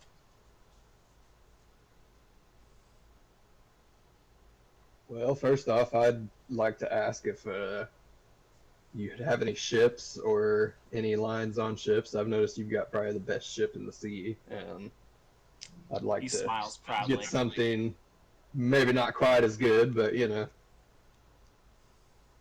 Well, I can have Red lead you down to the, what I jokingly refer to as the garage, and see if there's something that you guys like. And then he says, He says, we can work. I'm sure we can work something out. Though you'll need someone to crew it. That I cannot provide you with. Damn. He says they will. He says the dwarves that you see moving about and crewing my ship, they are not from this plane, and they would answer only to me. I pay very handsomely. At this point, Molly pipes up and says, "Would they answer to me?" Ooh. And you see that he considers and says, perhaps I could send a few with you, as under the terms that they are to bodyguard Molly and also work as crewmen on your ship. That may work. As he kind of looks over at Molly with a little bit of admiration in his eyes, that you can tell he's kind of seeing that she's a bit of a chip off the old block. And he says, yeah, I think there's something we might be able to do there. And he says, are you planning to leave soon then? Yes. I believe so. Okay. And he says, well, I can have Red escort you, or someone. I'm not sure where Red is at this moment, but I can have someone escort you down. We can see if we can find you another ship. And then from there he says, and then I suppose you'll want to go speak with Ebenezer one more time before you leave. Absolutely. Okay. And he says, give me a few moments. And he kind of disappears. And he gets up and disappears into a side room. And a few moments pass, and he comes back with one of the dwarves that you see. This one is a female. And she's dressed in robes that you guys would recognize to be something like cleric's robes. And he says, little one, please escort them down to where the ships are. You know what? Do you know the room of which I speak? And she looks up at him and nods, and he says, go now. No time to waste. And he says, I'll meet you back in this room when you're finished. And the female dwarf walks up to you guys and goes, hi, follow me. And fucking just fucking grabs she grabs a root by the hand and come this way, I'll show you shit. And she begins to lead us through corridors and tunnels back down to the docks, and then around, she kind of walks around the docks, and the way the docks are set up, you guys' boats are kind of moored along one side. The dock turns 90 degrees, and you see the water just kind of butts up to one of the walls of the castle, and or the city rather. And she walks up and she kind of stops for a moment. She looks back. She goes, "No paking." And she kind of, you see, she kind of like gets really close to the wall, and she kind of moves around and does something kind of in front of her, and then I can make an investigation check on what yeah, she's I would doing. like to try and peek as well. Okay, go ahead and roll investigation. Bet. 17. Okay. I got a 21. Okay. So the 17 and 21, both of you see she pulls out of a small pouch on her waistband. She pulls out a dead lizard on a bit of like on a bit of like string, and kind of holds it up. And you see she kind of presses the lizard up against one of the stones, and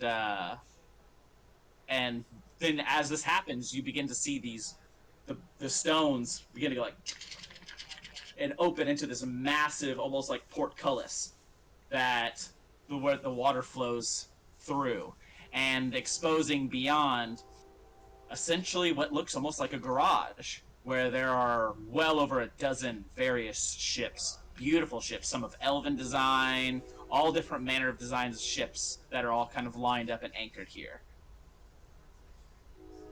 However, you do not see the Pirate King's ship. Damn. I will say, Aruk, though, you notice that she does this like handwork and everything with this dead lizard. However, you see that she's also standing on a pressure plate. Nice. Okay. The old bait and switch. All right. Good to know. That's really good. All right. And as it opens, she goes. She kind of turns around, like look at you guys, like triumphantly, like hoping that you'll be like awed and like impressed by by what she's done. And when she I doesn't golf see clap. that on your, you golf clap, and she goes, "Thanks, I learned magic." And then she walks Are you- into. I learned magic. She walks. She continues down the path that's now open in front of her, and she goes, "You like?" Yeah, how dead is this lizard? Hella dead, dude. This thing is like dry. Like if you held it in your hand, you could probably crumble it into dust in I your got hand. it. Yeah, that's what I was afraid of. So I was afraid of. Okay. Are you like kind of looking at the lizard as you're kind of inspecting it as you kind of walk by her? Yeah, I just want to take a quick glance and see, like, you know. She kind of clutches it away from you. My lizard. I don't want your lizard. She kind of looks offended. She's like, "Lizard magic." Okay. Okay. Sure.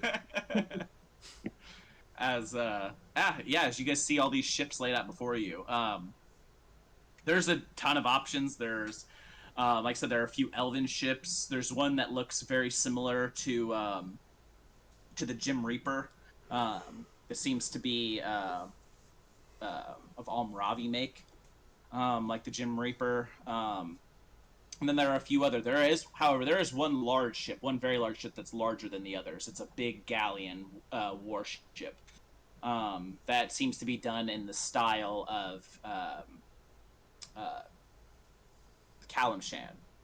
If you remember from the large sprawling desert city of Kalimshan that you guys visited earlier in your adventure.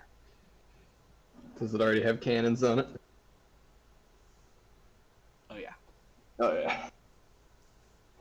So where's the guy that I need to talk to that's in charge of all these ships? I'm gonna pull out my southern accent and ask her. She says, Who do I talk to get one of these here ships? "Well, you talked to High Bulb." We already did the high bulb. Well, then you talk to High Bulb. I not know. Where he be? You just left High Bulb. You already talked to High Bulb. Jeez. I just look over and glance at, like, Harry and the rest of them. I just kind of shake my head a little bit and walk past her towards the ships. Yeah. So you guys walk past. You walk up to the galleon, and it's magnificent. It's probably, I'd say, at least 30 to 40% larger than any of the ships you guys have. It's fucking huge. It's one of the biggest ships that you can imagine is reasonably ever produced. It's quite large. Could It's hold not bigger well over than 100 people. It's not bigger than the Pirate King ship, right? Of course not. Come on. Of course not. Would it be able to make the trek through the river up to the Sea of Fallen Stars, or is it too big? It's You're too not big. certain. You're not certain. We don't have enough How's people to the man size that compared ship. to ours? It is quite large, and it would take quite a few. You imagine you need at least 20 just on that ship to crew it. It's so massive. All right, what ships are small, like the same size or smaller than ours? There's a few elven ships that are similar, that are the exact same size as you guys, as well as 2 of the Almravi ships are. Is there any ships from like any like a style of ship that we haven't seen before? Yeah. There is one ship. It's in the back corner. It's about the same size as the Grim Reaper. And however, this ship doesn't have a mast. This ship doesn't have a proper mast and a sail. Does it have a motor? Let me guess. It has rows. Can't tell. It has a All bunch right, of yeah, oars. I wanna ask her about it. Oh, what, that one? Oh, that one's real nice. Why? How's it go? What do you mean how it go? On the water? I know in the water, but does it go by mast or does people row it? Hmm. Oh, no need to row that one. No, What makes it go? that was my favorite. Big sail. Where is it? Big sail moves. What? Does it have wings? No, not wings. Big sail. Show me. Where it hiding? Well, bird, Where? I not know how to sail. Who does? Sorcerer, and she holds up the death lizard. I get pissed off when she says she's a sorcerer. I say I know sorcerer when I drive. You drive. Okay, let's go talk to Hobbaloo or whatever you called him. Hobulp. Hi, Bulk. She says Hi, Bulk. indignantly. Let's go down to I Pops. would like to down inspect the I mean, I would like to inspect the ship to see if I know how it would operate. Yeah, go ahead and roll investigation for me. Yeah, I'm gonna do the same thing. As a Investigation. 16. I'd like to An detect 18. magic on it. Okay, and what was yours, Aruk? 18. 18. And then go ahead and cast your detect magic. You see that it does have some magical nature to it. Aruk and Venkin, as you begin to make your way around the ship, you see that it has all of these contraptions. There are these big cogged wheels on either side of the ship, and there are all these ropes and pulleys. And that's when you see folded up at the stern of the ship, rolled up around a gigantic, massive log, is the main sail. But instead of being vertical, it's horizontal. And you see there's rigging. It seems that it almost like the ship, it's almost like it's retractable, like a big retractable sail. Maybe we should go for this one. What kind of Does it magic have hands on properties it? does it have? It is enchanted. It is enchanted. The enchantment on the ship is, it has an enchantment not to tip over, and it has an enchantment on it to make the sail move, Okay. to actuate the sail. So it doesn't need a captain. I will say that with your detect magic, it gives you the impression of gnomish magic. Okay. So it's like a Tesla of both. Yeah. It's an Is it EV. autopilot? Enchanted No, it vehicle. does not have auto. It does not have enchanted vehicle. Yes. It does not have autopilot. Oh, damn. Can it get autopilot? You don't know. You have to talk to some gnomes, maybe, or some artificers. Old Ebenezer. Gnome. I say we know a Old gnome. Ebenezer. We know a gnome. Does it have cannons or any firepower that we can see on it? Yeah, it's got cannons. Cool. All right, let's go talk to Pops down yonder about this here little ship. Oh, she says indignantly again. I'm the gonna great. walk up to her after she finishes explaining this, and I say, "So, do you like lizards?" You can't have my lizard. That's not what I asked. Well, duh, I like lizard. Lizard do magic. Are you trying to riz up this dwarf? Do you... No, shut up, Yeah. Matthew. You want to be one? He's trying to get more content for the channel. No. He's got that polymorph riz. I asked her, "Do you want to be one?" No, I don't want to be lizard. I already do magic. Okay. What being lizard do? Be a lizard. Jace, you Why don't. not? She... Yeah, Venkin. Ooh, you should give her one of your animal books with lizards.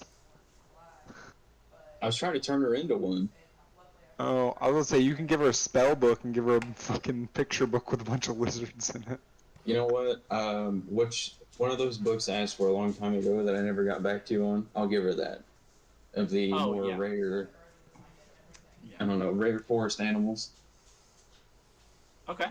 She, you hand her the book and she kind of like, she's like first leery of it at first, and then she kind of reaches out and sticks a kind of a grubby finger and kind of touches it, and she goes, "What's that?" Can you, what does it say? And I hold it up. She probably can't read. I getting not there. know. I not know. Alright, I open it and let her see the pictures. And I go, "You like this?" Ooh. Oh, that's pretty. And she kind of reaches out for it. Here. And she takes it. And then you see she kind of takes it and just shoves it into a bag that could totally not hold it. It's way too small. She just shoves it right in there. Enjoy. And I just have to turn away. She says, "Thanks. I take you hot bolt now.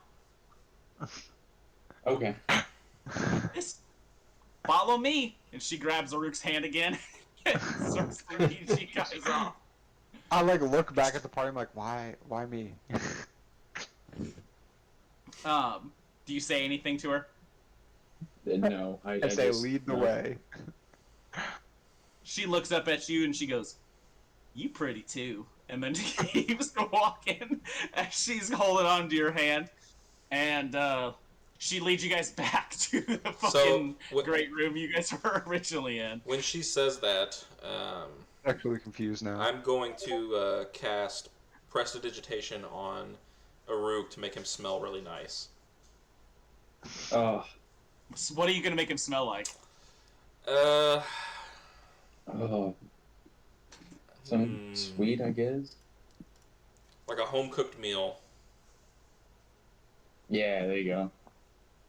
Okay, so yeah, as you cast Prestidigitation, all of a sudden, Aruk, you feel the faintest wave of magic wash over you, and then all of a sudden you just smell like excellent food cooking, like roast boar and potatoes, spiced potatoes, and like just this like you're just like, God damn, that smells good. And as you look down, you see that Purdy has also noticed, and she's like, "You smell nice too."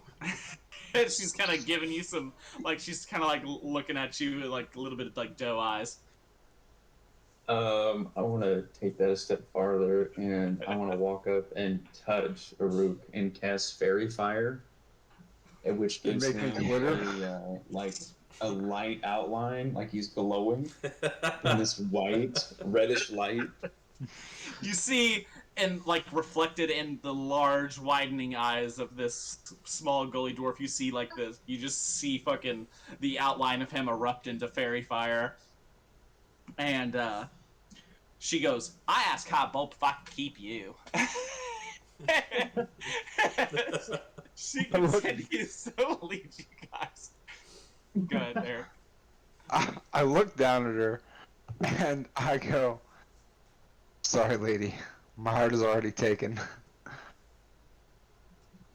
She goes, "Oh, we'll see."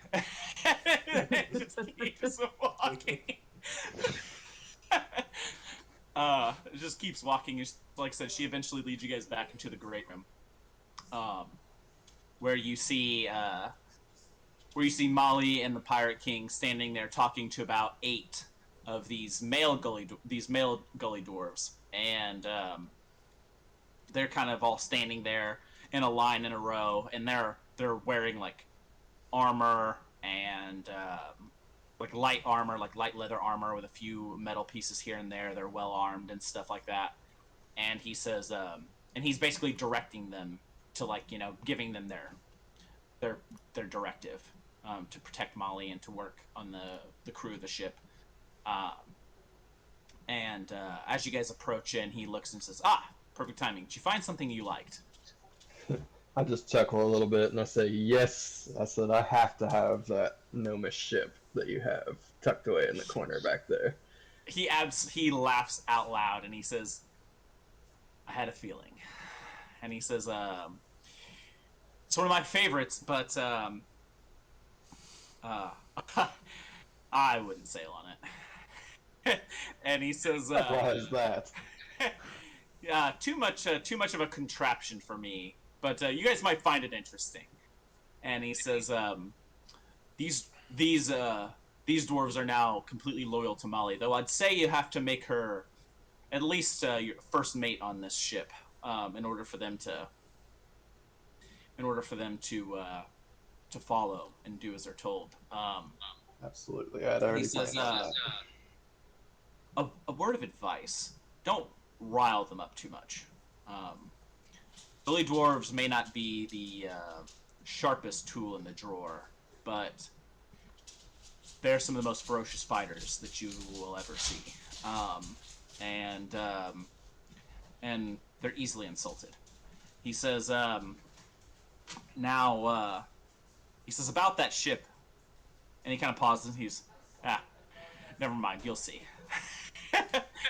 As he smiles to himself a little bit. He says, all right, well, I suppose at this point we should probably go pay Ebenezer a quick visit so the way you can all be ready to leave in the morning. I would like to message Jolly, and tell him that Purdy has taken a fancy to me, and I don't know what to do about it. I need help. So you send a message over to the Pirate King, and you're basically just like, help. She's got a thing for me. She fancies for me, and he looks back at you and the fucking cheesiest grin of all time. And he says, he kind of walks over to Purdy and he kneels down and he says, "Little one, would you like to go along in this adventure?"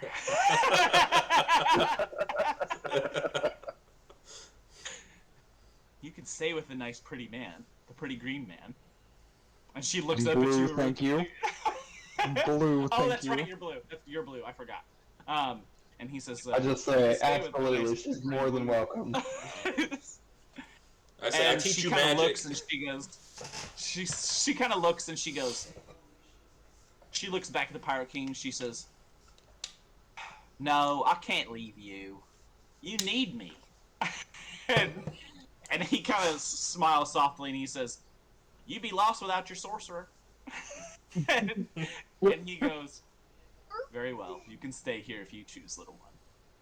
And she looks back up at you, Rook, and she says, "But you come see me. You come back to visit." Oh, what's that? I would if she comes at me with that. Yeah. You with that what? I didn't hear the last. Fucking She lizard. always. As you kind of glance down at the lizard that's now hanging around her neck, she goes, "You like?" I go, no, I'm not the best with magic. And she goes, Oh, I'm sure she could teach you. "Well, that's okay. I got something else for you, so you remember me." And she reaches down into her pouch, and with a grubby clutched fish, reaches out to hand you something, Aruk. I accept. And as you kind of pull your palm out, She drops a gigantic fucking sapphire into your hand. Oh my Like, god. a fucking honking fucking sapphire. You like Pretty Rock? I do like Pretty Rock. You keep. You remember me. I looked back at the Commodore, I was like, did I just find a sugar mama?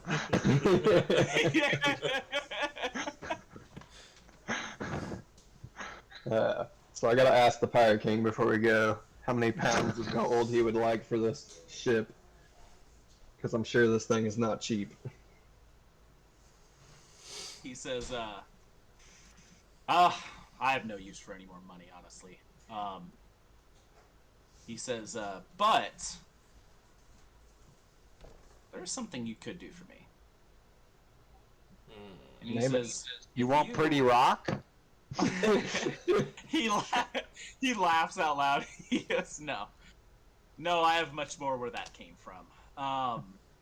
And he says, if you are able to gain favor with Paladine, put in a good word for me. That's a hell of an ask, my Well, friend. just to make sure, the best wine you know about is up the stream a bit, right? Right. Well, I'm hoping that Ebenezer is able to help you. Him and his gnomish friends are the only place I get my wine. So That Okay. is the only way we will be able to curry favor, is if we I will do whatever I can to assist you then. get And, up the dragon's wine. Can I ask Perry to do a detect magic on this rock, this sapphire? I was thinking that. Yeah, I'm gonna go ahead and detect magic on it. It is not magic. However, I thought it it is called. I was so worth a expecting it to call lizards or something. call lizards. Call lizards. Spawns infinite lizards. It's a gem of lizard seeking. All right, know what? That's exactly what it is. It is a gem of lizard seeking. This gem will alert you to any lizards within 100 feet of you. I would like I thought it'd be- focus on the gem and see if there are any lizards near me. There's one lizard near you. So it points out dead lizards. Got it.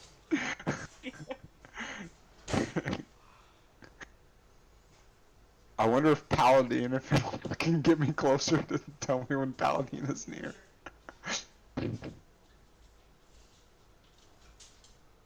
I'm gonna show this gem to Paladine. Okay. Yo, check out my rock. You like Pretty Rock? You like? You like like? Pretty Rock?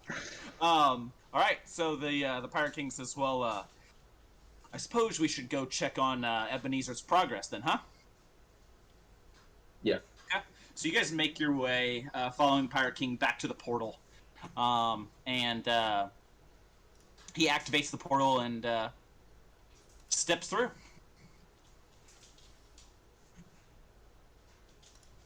You follow? Okay. As the party follows through, it is immediately apparent that things have changed. As soon as you step through on the other side of the portal, where once you were standing in a full and absolutely chaotic laboratory, you're now standing in an almost obliterated laboratory. There is no more ceiling. There are no more walls. Only crumbling stone laying all around. You see Ebenezer lying unconscious in the middle of the floor. What the fuck? Seemingly unconscious, lying in the middle of the floor. Yeah, let's go. Let's go. I walk up full to strength. Ebenezer and I go, "You like?" He does not respond. As this happens, I need Fuck. all of you to make a perception check. Alright. Alright. Perception check. Oh shit.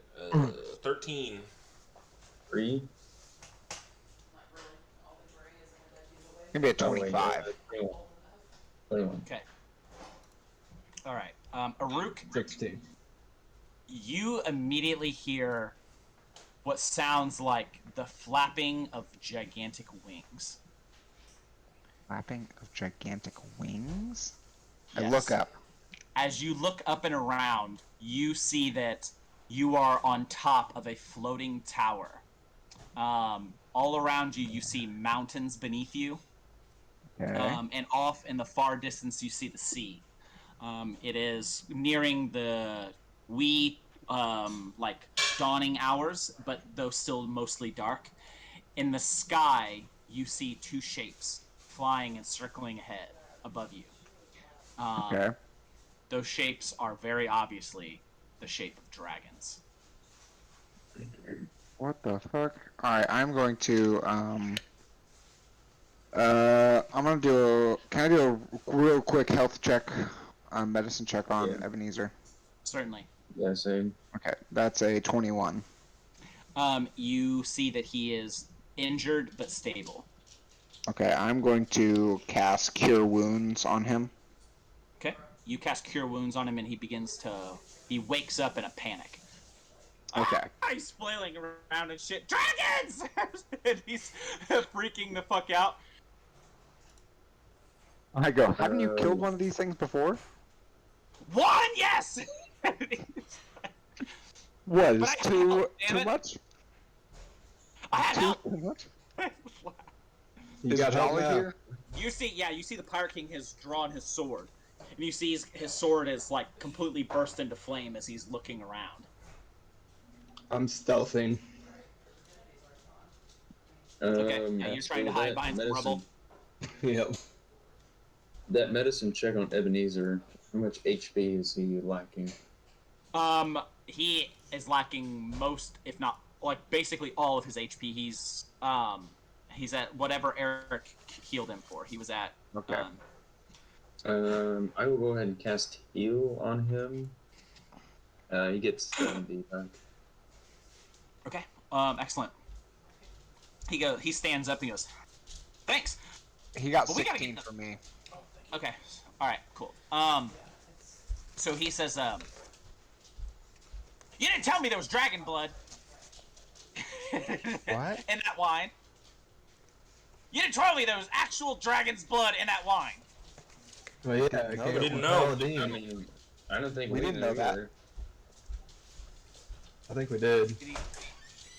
I didn't know that. Because didn't he I just remember take that it now. from himself? Like, Yeah, So- yeah. Oh, was it his blood? The Yeah. wine was Yeah. called Dragon's Blood. like it was in the name, and we even told Ebenezer the name of the line.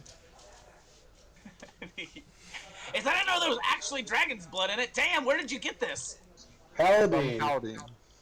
Oh, that's right, you said that. Yeah. We weren't kidding, Well, Ebenezer. shit! Damn! He goes, well, we need to get the hell out of here. Maybe they'll go away. Kill him. What did you do? As this, Aruk, with your ongoing perception, you see that the dragons are now, with this commotion, are now flying lower and starting to fly down towards you. Hmm. I'm gonna yell to the Pirate King. What do you think our chances on taking all these dragons are? He looks back at you and smiles, and he goes, I've slain a few in my day. But we got this. How big Alright. is our platform? Huh? How big is the platform that we're on? Probably about 80 feet across. 80 by 80? Yeah, it's a circle. It's a circle. It's about Okay. 80 foot in diameter circle, basically. Okay. I think as a... Is it a concentration? I'll have to look. I want to cast a Wall of Stone, so... Non-magical walls hold stone, 6 inches thick, composed of 10 by 10 panels. Let's see, how long can I make it? Damn.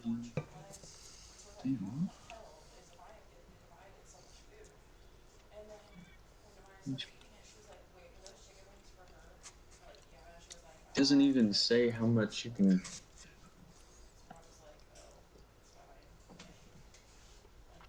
Okay. Okay.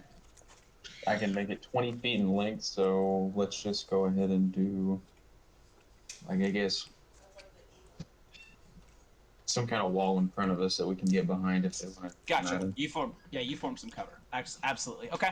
So you form some cover to hide behind. Yeah. So what we'll do real quick is let's go ahead and get some initiative going. Give me just one moment. Actually, if you guys would like to hop into roll 20, I have something set up. Yep. Oh, I just rolled a nat 20 on roll 20. Bitchin'. Okay, give me just one moment here. Let me get you guys. I forgot to put your player tab onto this new map, so give me just 1 second. Let me go down, grab your player tab so you guys can see this.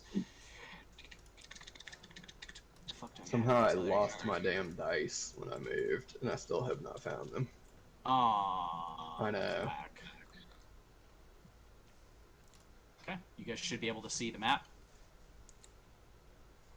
It's all black. Is it? Oh shit, hold on, let me try to reveal it.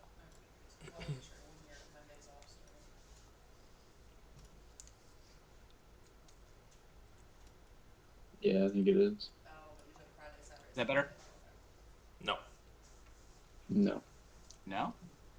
The fuck? Oh, never mind. That's the wrong fucking thing. Hold up. Hold on. Let me give me a second here. Make sure this thing's being alright. Being fucky.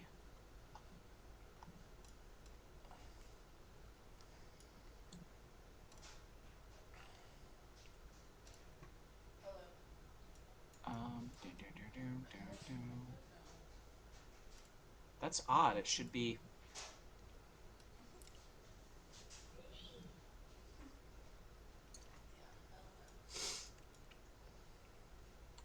There it is. There it is. Gotcha. Perfect. Okay. All right. Give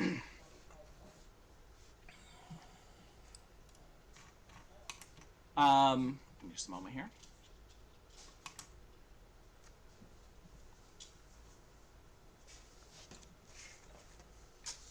Grab a couple things, and then we'll get you guys'. Oops, shit, wrong fucking thing. Fucking initiative.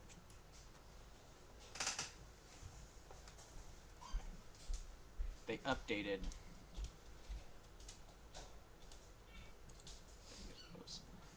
Okay, so.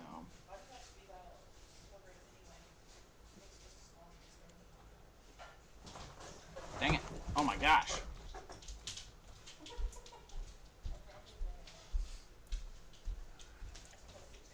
Okay. Oh. Let me delete her real quick off there. Alright, so, Zezli, you got a 20? Yep. What's your initiative modifier?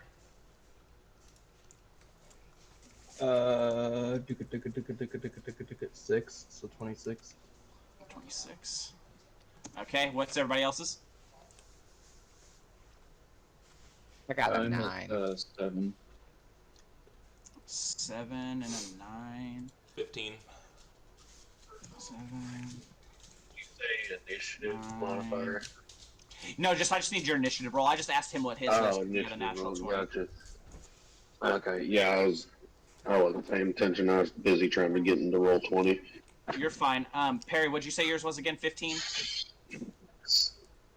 Yeah. Okay.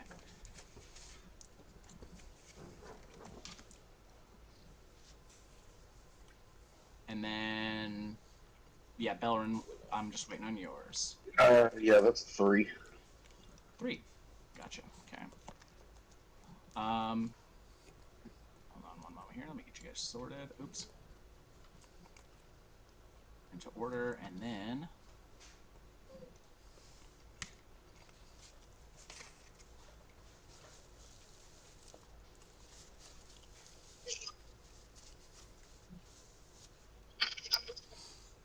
Okay, cooperate. There we go.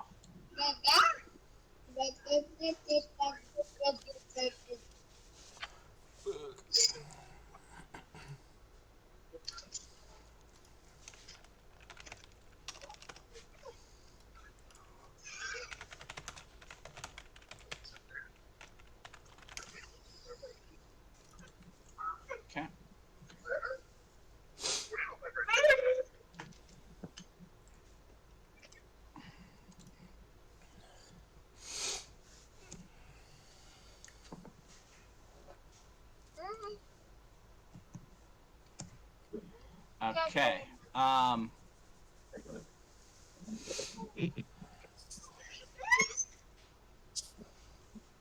Alrighty. So as these,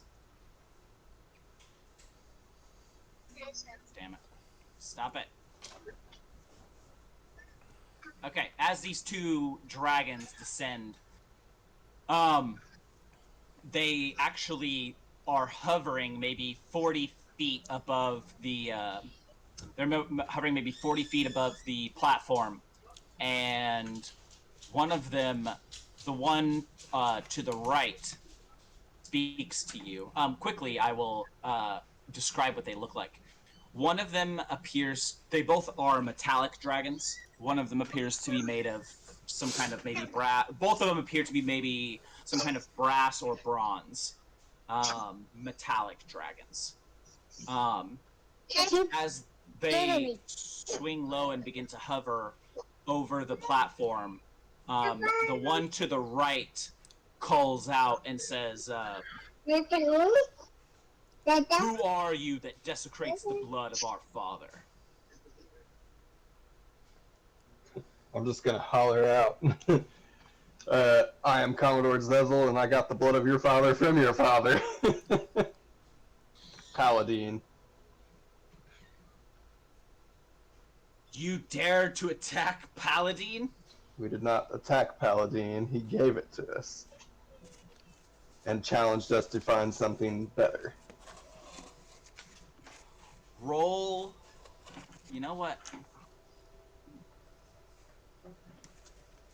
Sorry guys, my chair just broke underneath me. Fuck. It's the absolute truth. So, Maybe an insight check on their end? yeah, that's what I was just about to say.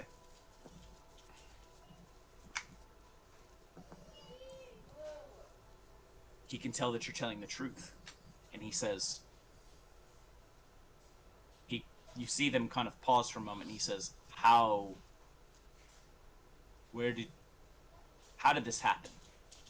Just tell him the story. Be like, it's completely by mistake. Our friend Vinkin here opened the portal. We went through the portal. Vinkin's We just like, found Paladin. he says, you can see the dragons look at one another, and you begin to hear them speaking to one another in Draconic. Can any of you understand Draconic? Nope. Nope. Okay. They begin to speak in Draconic. And the Pirate King. I have comprehend languages, though. You can cast that if you like when you hear them begin to speak. Yes, I would love to. Okay, so you cast comprehend languages, and you hear them saying, "The mortals tell no lies." And then the other one says, "What should we do?" The other one says, "It wouldn't be wise to go against the will of our father." And you see they're kind of arguing back and forth about what to do.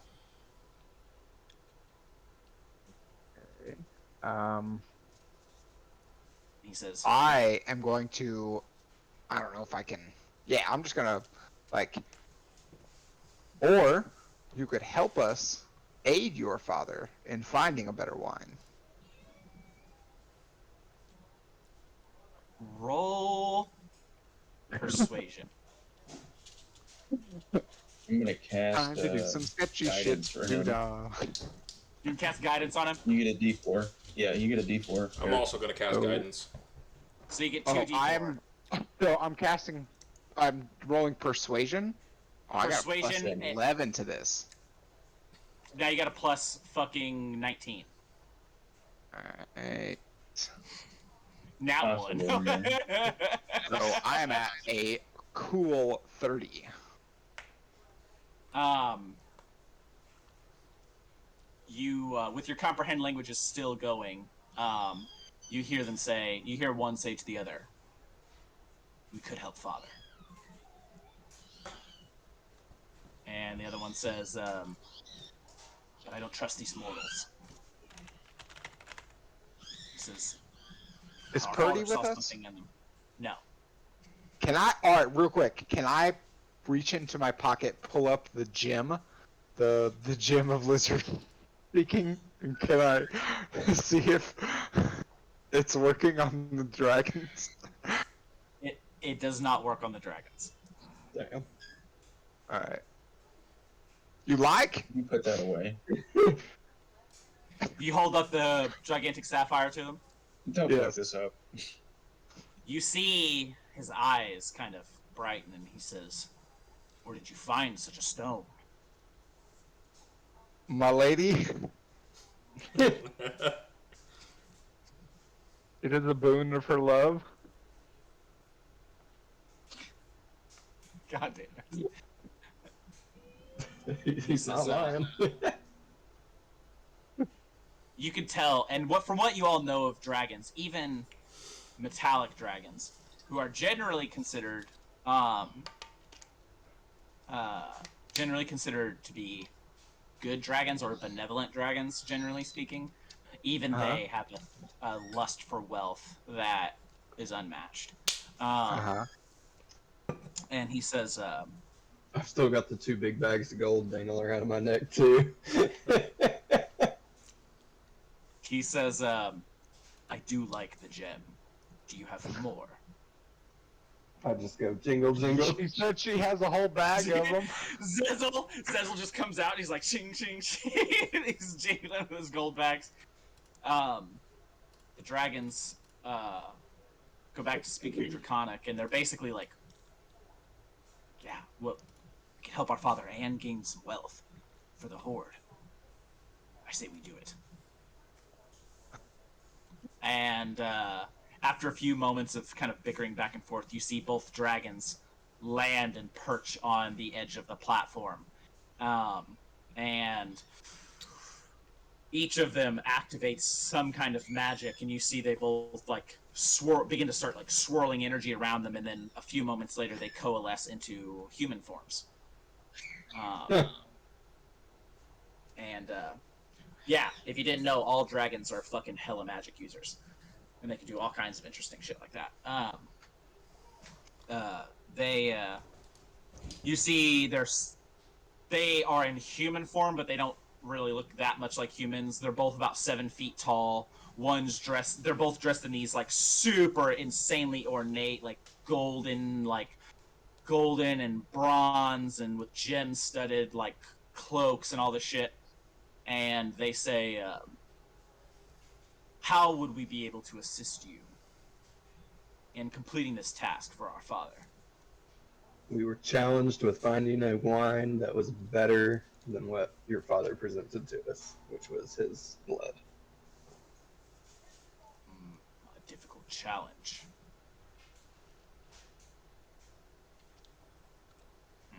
The only way that you would be able to make something better was you would have to have dragon's blood, and then just find other ingredients to make it even better. Did you donate about some a- y'all's blood? What about a dragon gnome hybrid? That's what I was kind of thinking. Like dragon gnome wine. And if you look around us, you can see that's what we were doing. I think. And then I look over to Ebenezer. What exactly were you doing?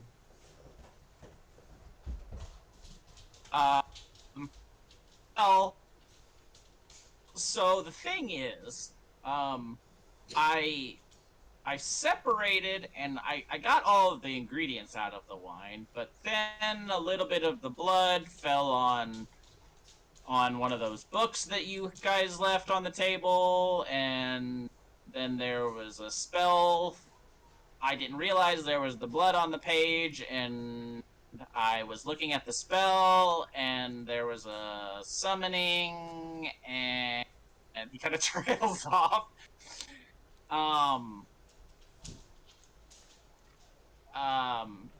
So yeah, I was just doing what you asked. And he says, but I do know someone that could brew some very good wine. Using dragon's blood? Oh, I'm quite certain. Someone had to have made it for Paladine. Paladin just I thought Gave it was it- Somebody's just got to be his able blood. to do it. No, it was wine made from his blood. Gotcha. For some reason, I was thinking he like pricked Opened up a himself fucking with vein. yeah, and bleeds, like he just just Yeah. bleeds wine. Yeah. Damn. I mean, he's paladin. So, but yeah. So he says that he can that he knows where we could get wine made. When you bring up donating a small amount of their blood, you see them both kind of bristle at the idea of bleeding for humans. You're not bleeding for humans, though. You're bleeding for your father. Persuasion. Guidance. Guys. Nice. Let's see. So I get a +9 to persuasion. So plus 13. 17 plus 13, 30 again. Okay. Okay. So they say, you see you hear them kind of bickering back and forth in Draconic for a moment, and then the one that was on the left, who kind of seems to take almost like the responsibility of like the older brother, steps forward and says, "I will donate some of my blood, but," and he says, "I want that gem and that gold." What about the other? Hey, is Purdy And how with much us or can you no? donate? No, Purdy is not with you. No. I would look at him and be like, I would need a magical lizard in return for the gem. Ooh, good ask. A magical lizard? Yes. Even if it just does sparks and shit, that's fine. Like, He instantly spawns one and it runs off the edge of the platform. Death falls to its death. its tail falls off and starts wiggling. I cannot give this without I giving cannot, something back to my lady in return. I cannot produce a living lizard. It can be But dead. She likes dead. She prefers dead. He says, and he says, give me 5 gold coins. I give him 5 gold coins. Out of your personal. Yes. Okay. He takes the 5 gold coins off of you and he holds them and he stacks them up neatly in his palm, and then you see him perform some kind of magic by waving his hand over, and you see the metal begins to melt within his palm, and then before you know it, it forms into the shape of a dead lizard made of gold.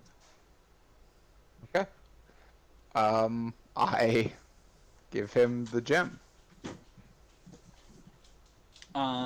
He takes Now, it, hold hands up, you hold the up. golden lizard. What? Hold up. Did this man just make a golden lizard and you, for 5 gold, and you give him an entire gem? Or is it magical? Worth it. Worth it. Yeah, well, because he is I mean, giving you I guys don't his blood as well. Yeah, So he's giving that us this the is a blood. side. This is a side deal. Yeah, this is a Okay, side I just deal. want to point out this is a We're rich. better get a lot of Okay. blood. I just got this for being pretty and smelling like good food. It's the principle. And the food was kind of your guys' fault. Yeah. Yeah, that's true. You take the lizard off of him, and he says, "It is magical, but all it can do is cast light." You will love this Alright. so much. It has a command word. The What is command it? word is Shirok. Shirok. Can we change it to Uruk? No. For the lols. For the lol. You know what? Fuck it. Yeah, you can change it to Uruk. There's probably going to be enough of her hollering Uruk's name. Okay, guys. We don't need it. You went there. Max, why'd you have to go there? You think I was going to let that slide? So yeah, you guys managed to avoid fighting my dragons and negotiate with them instead. So you guys will still get the XP from that. But yeah, so like I said, he hands you over. You have this golden lizard that can now cast light. Nice. And he's got the blue gem in his hand, the gigantic sapphire in his hand. He's got the other hand stretched out to you, Zezel, asking for the 2 big bags of gold. How much gold do you think is probably in those 2 bags? I would say, I'm pretty tiny, so no more than like, what, 50,000? 25 in each bag. That's kind of what I was thinking, something like that, 20 to 25,000 each bag. Okay. Yeah, hand it over. Drop How much blood is he donating? Yeah, that's my question. He says, produce a container of some kind. Better be a fucking 55-gallon barrel drum, motherfucker. Whoa. Who's got the bag of holding? Does anybody have a bag of holding, or is it a chest? It's a chest and it's on the ship. Damn it. I'm sure Ebenezer has a vial. I'm sure that, the Pirate King has one. Has what? Is there any barrels that are still intact in this laboratory? Yeah, that can be like cask of his blood, like like our 1 or 2 gallon drinking casks that we have of his blood. You don't. I would say you guys don't have any of those with you. You left all of them. We're in Ebenezer's lair. Does he not have any of the? But I was gonna say there are a few containers around that you could probably. There is one barrel. There is one barrel that's currently holding some spell component. It's a barrel about maybe like a 1 gallon barrel that opens on one end, and it's holding. It's full of dried rose petals. Nifty. Let's. Is there any water to rinse most of that out with? I can create water. Yeah, that's what I was about to say. Water. Okay, so you guys dump out all the rose petals, which go flying around in the breeze, and there's now dead rose petals flying all around all of you. And then This is so romantic. I know. Cast, create water, rinse the container out, and then present it. And you see kind of looks at how large the container is, and but cannot go back on You're a his big word. boy. Come on, this isn't And nothing. You're so a big boy. he takes one claw, like very sharp clawed, like finger, and it transforms into like almost like a dragon claw, and then he cuts open his palm, and like blood's like a buckle, like it taps, fucking fills up the cast pretty quickly, and you guys seal it tight and closed. And he says, well, the dragon says, well, I've held up my end of the bargain, you've held up your end. And they look at each other. Huh?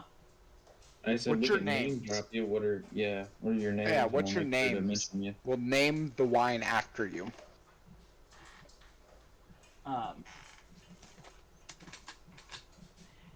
Sorry, I have them written down here. While he's looking for that, the dragon that that hasn't spoke as much, the one that spoke to you first, he says, "You may call me Sky."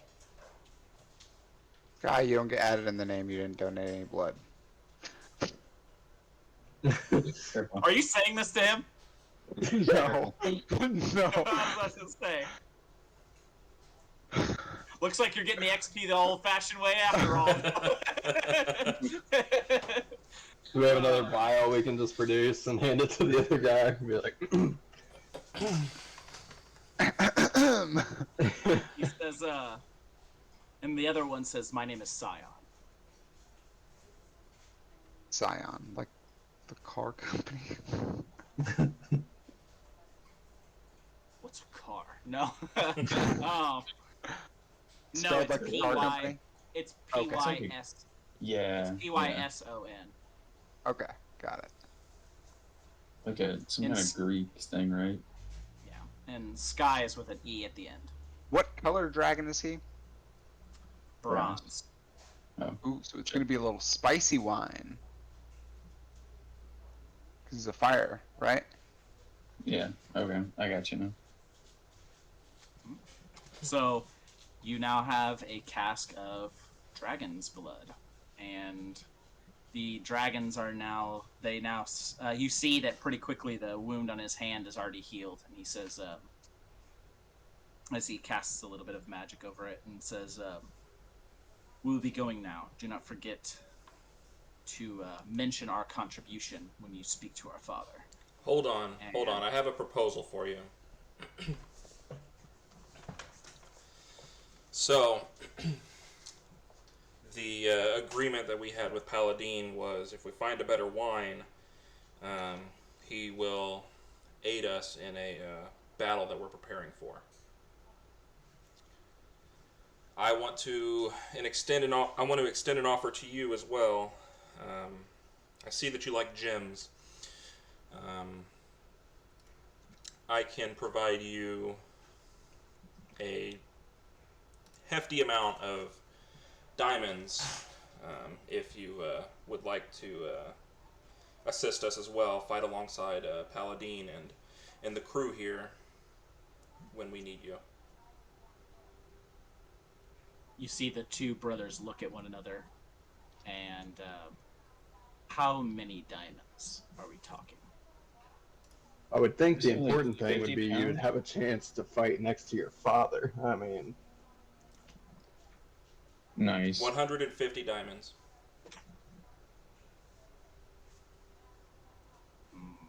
That's a lot of diamonds. yeah, that's a lot of times. Plus, you get to fight with your father. You'll never get that chance, I Persuasion. don't think. Roll persuasion. Somebody else, because I think I've done maxed out my luck today with a 20 and a 17. Is anybody gonna I don't can you think cast guidance on I me? don't have good persuasion. I don't think. Thinking you gonna I ain't cast got guidance guidance. on him? Oh yeah, go for it. I didn't hear you. Sorry. Yeah, I'll do that. Okay, so I get a +4 then. Yeah, and if you pass on yourself too. Oh yeah, I could do that. So that'd be a +8. That's a 15 plus 18. Nice. 33. So, they look at each other for a moment, exchange a few words in Draconic, and say,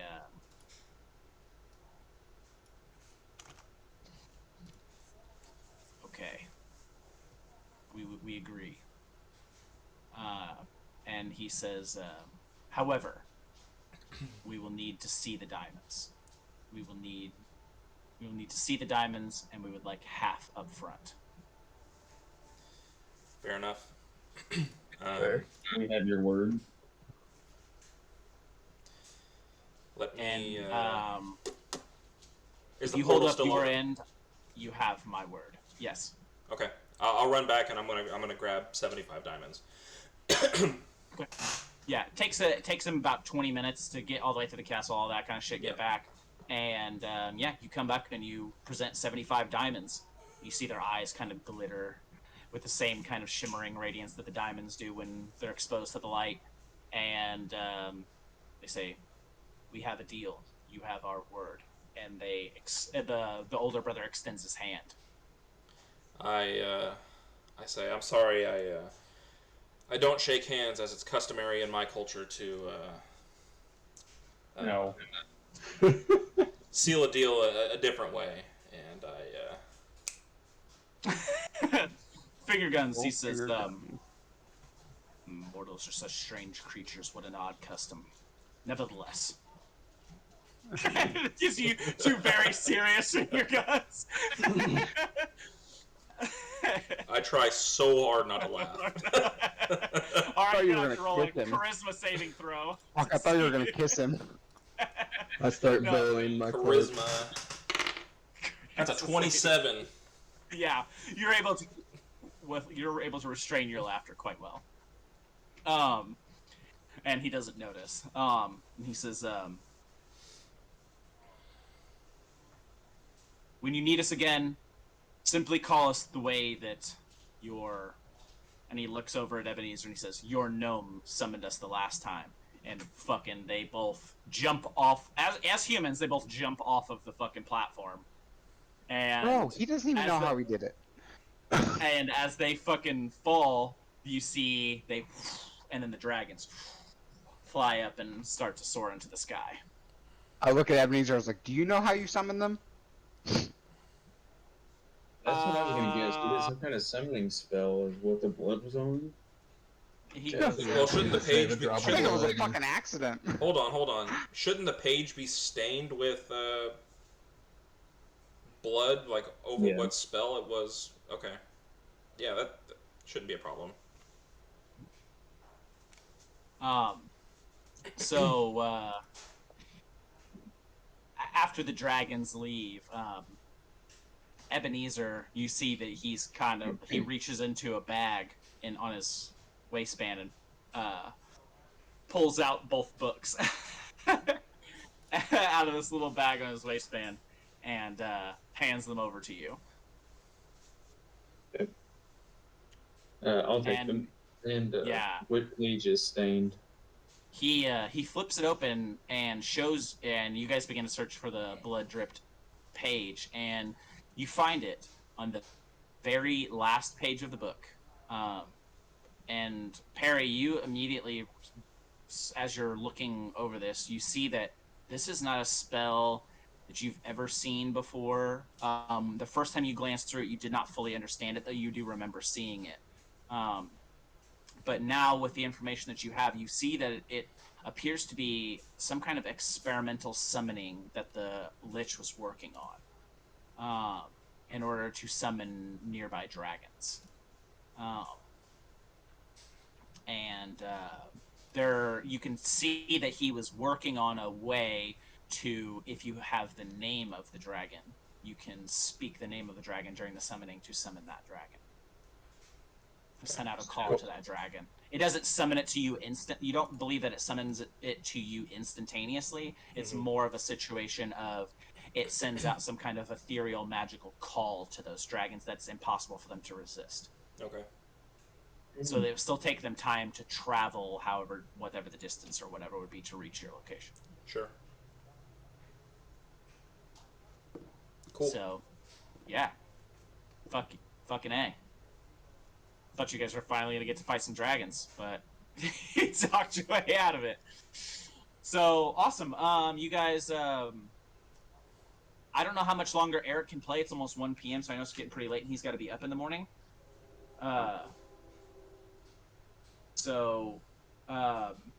This could be a good place to call it for this session if you guys would like.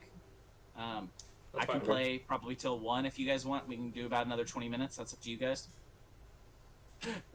I could. I'm I'd fine either every way. time in real quick another quick idea for the wine. If we found a way to age it, so maybe if we jumped into another dimension or something, had a time distortion, could like cheese our way to have ultimately aged wine. Just throwing that out there. It's an interesting idea. What did you say, I know Eric? into another one of those portals. Oh, nothing. I said I can play until 1. That's about the latest I can play because it's 9 p.m. here. All right, so yeah, you guys can begin discussing different ideas. Ebenezer's like, oh, great, now I gotta repair my shop again. And he kind of looks over at the Pirate King and he says, you think any of your dwarves would be able to lend a hand? You see Pirate King kind of shake his head and he's like, not this again. Yeah, sure. So, you guys what's your guys' next move then?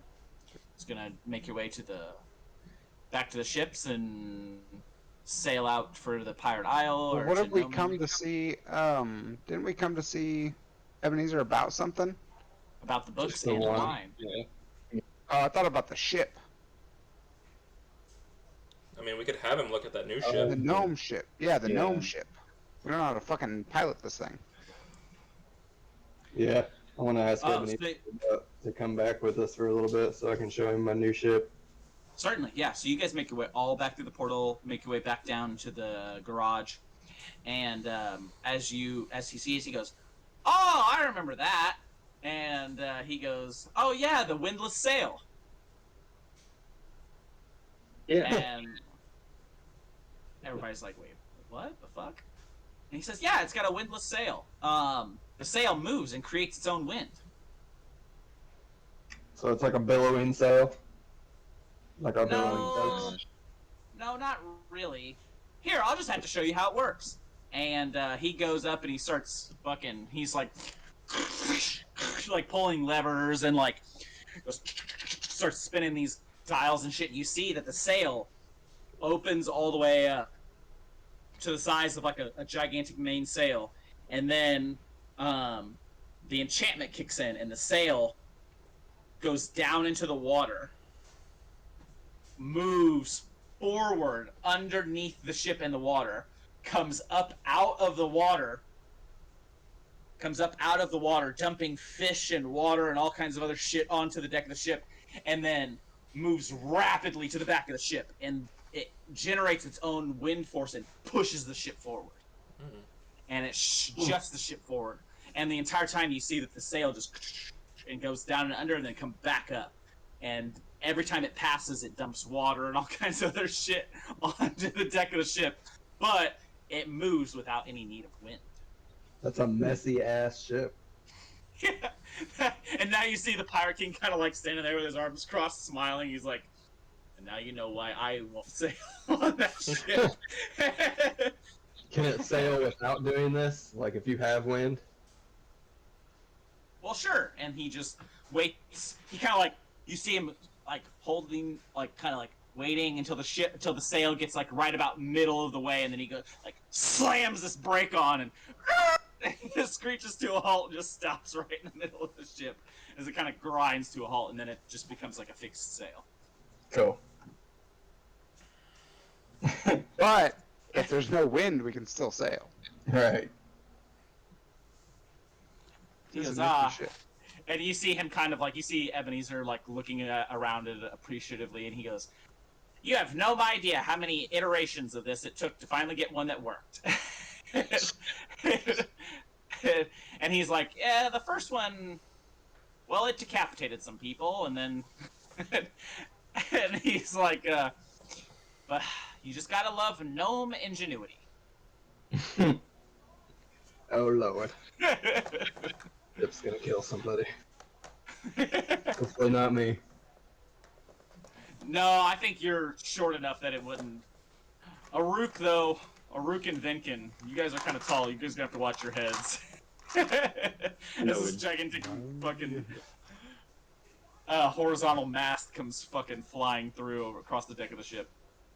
Okay. I think the So- next important order of business is Aruk giving the lizard to. Oh yeah. To Purdy, yes. Yeah. So yeah, after you guys do your whole thing with the ship and everything else like that, and start to begin to put some of your supplies on it, get it ready to sail, at some point, Aruk, you see Purdy kind of tagging along behind the Pirate King, and you approach her and present her with the golden lizard. Okay, so I get down on one knee and I say, I fear that I had to give away your rock, but I got something better in return. You can see, like, when you say that she gave away, she hears you say that you gave away the rock, you can see she looks hurt, and then you say, I got something better in return, and she kind of wraps her head in, like, anticipation. And I pull out the dead golden lizard, and I, like, put it up to, like, hold it out to her, and I whisper, Get down. Aruk, and it glows. Her eyes just, like she's, like, tears and stuff like that start forming in the corner of her eyes, like, beat up in her eyes, and she goes, for me? For you. And she kind of, like, hand does her- that, like... You guys remember the dwarf from Snow White and the Seven Dwarfs Bashful? Like, he, like, turns to the side, like, you know, his legs are kind of, like, knees are kind of together and, like, you know, rings his hat like that. She kind of does a similar thing. And, she says, thank you.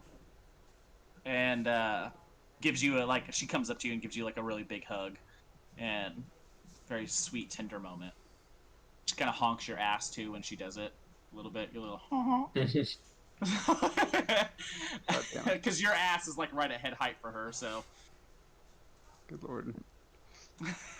That's enough. That's enough. Too handsy. Yeah.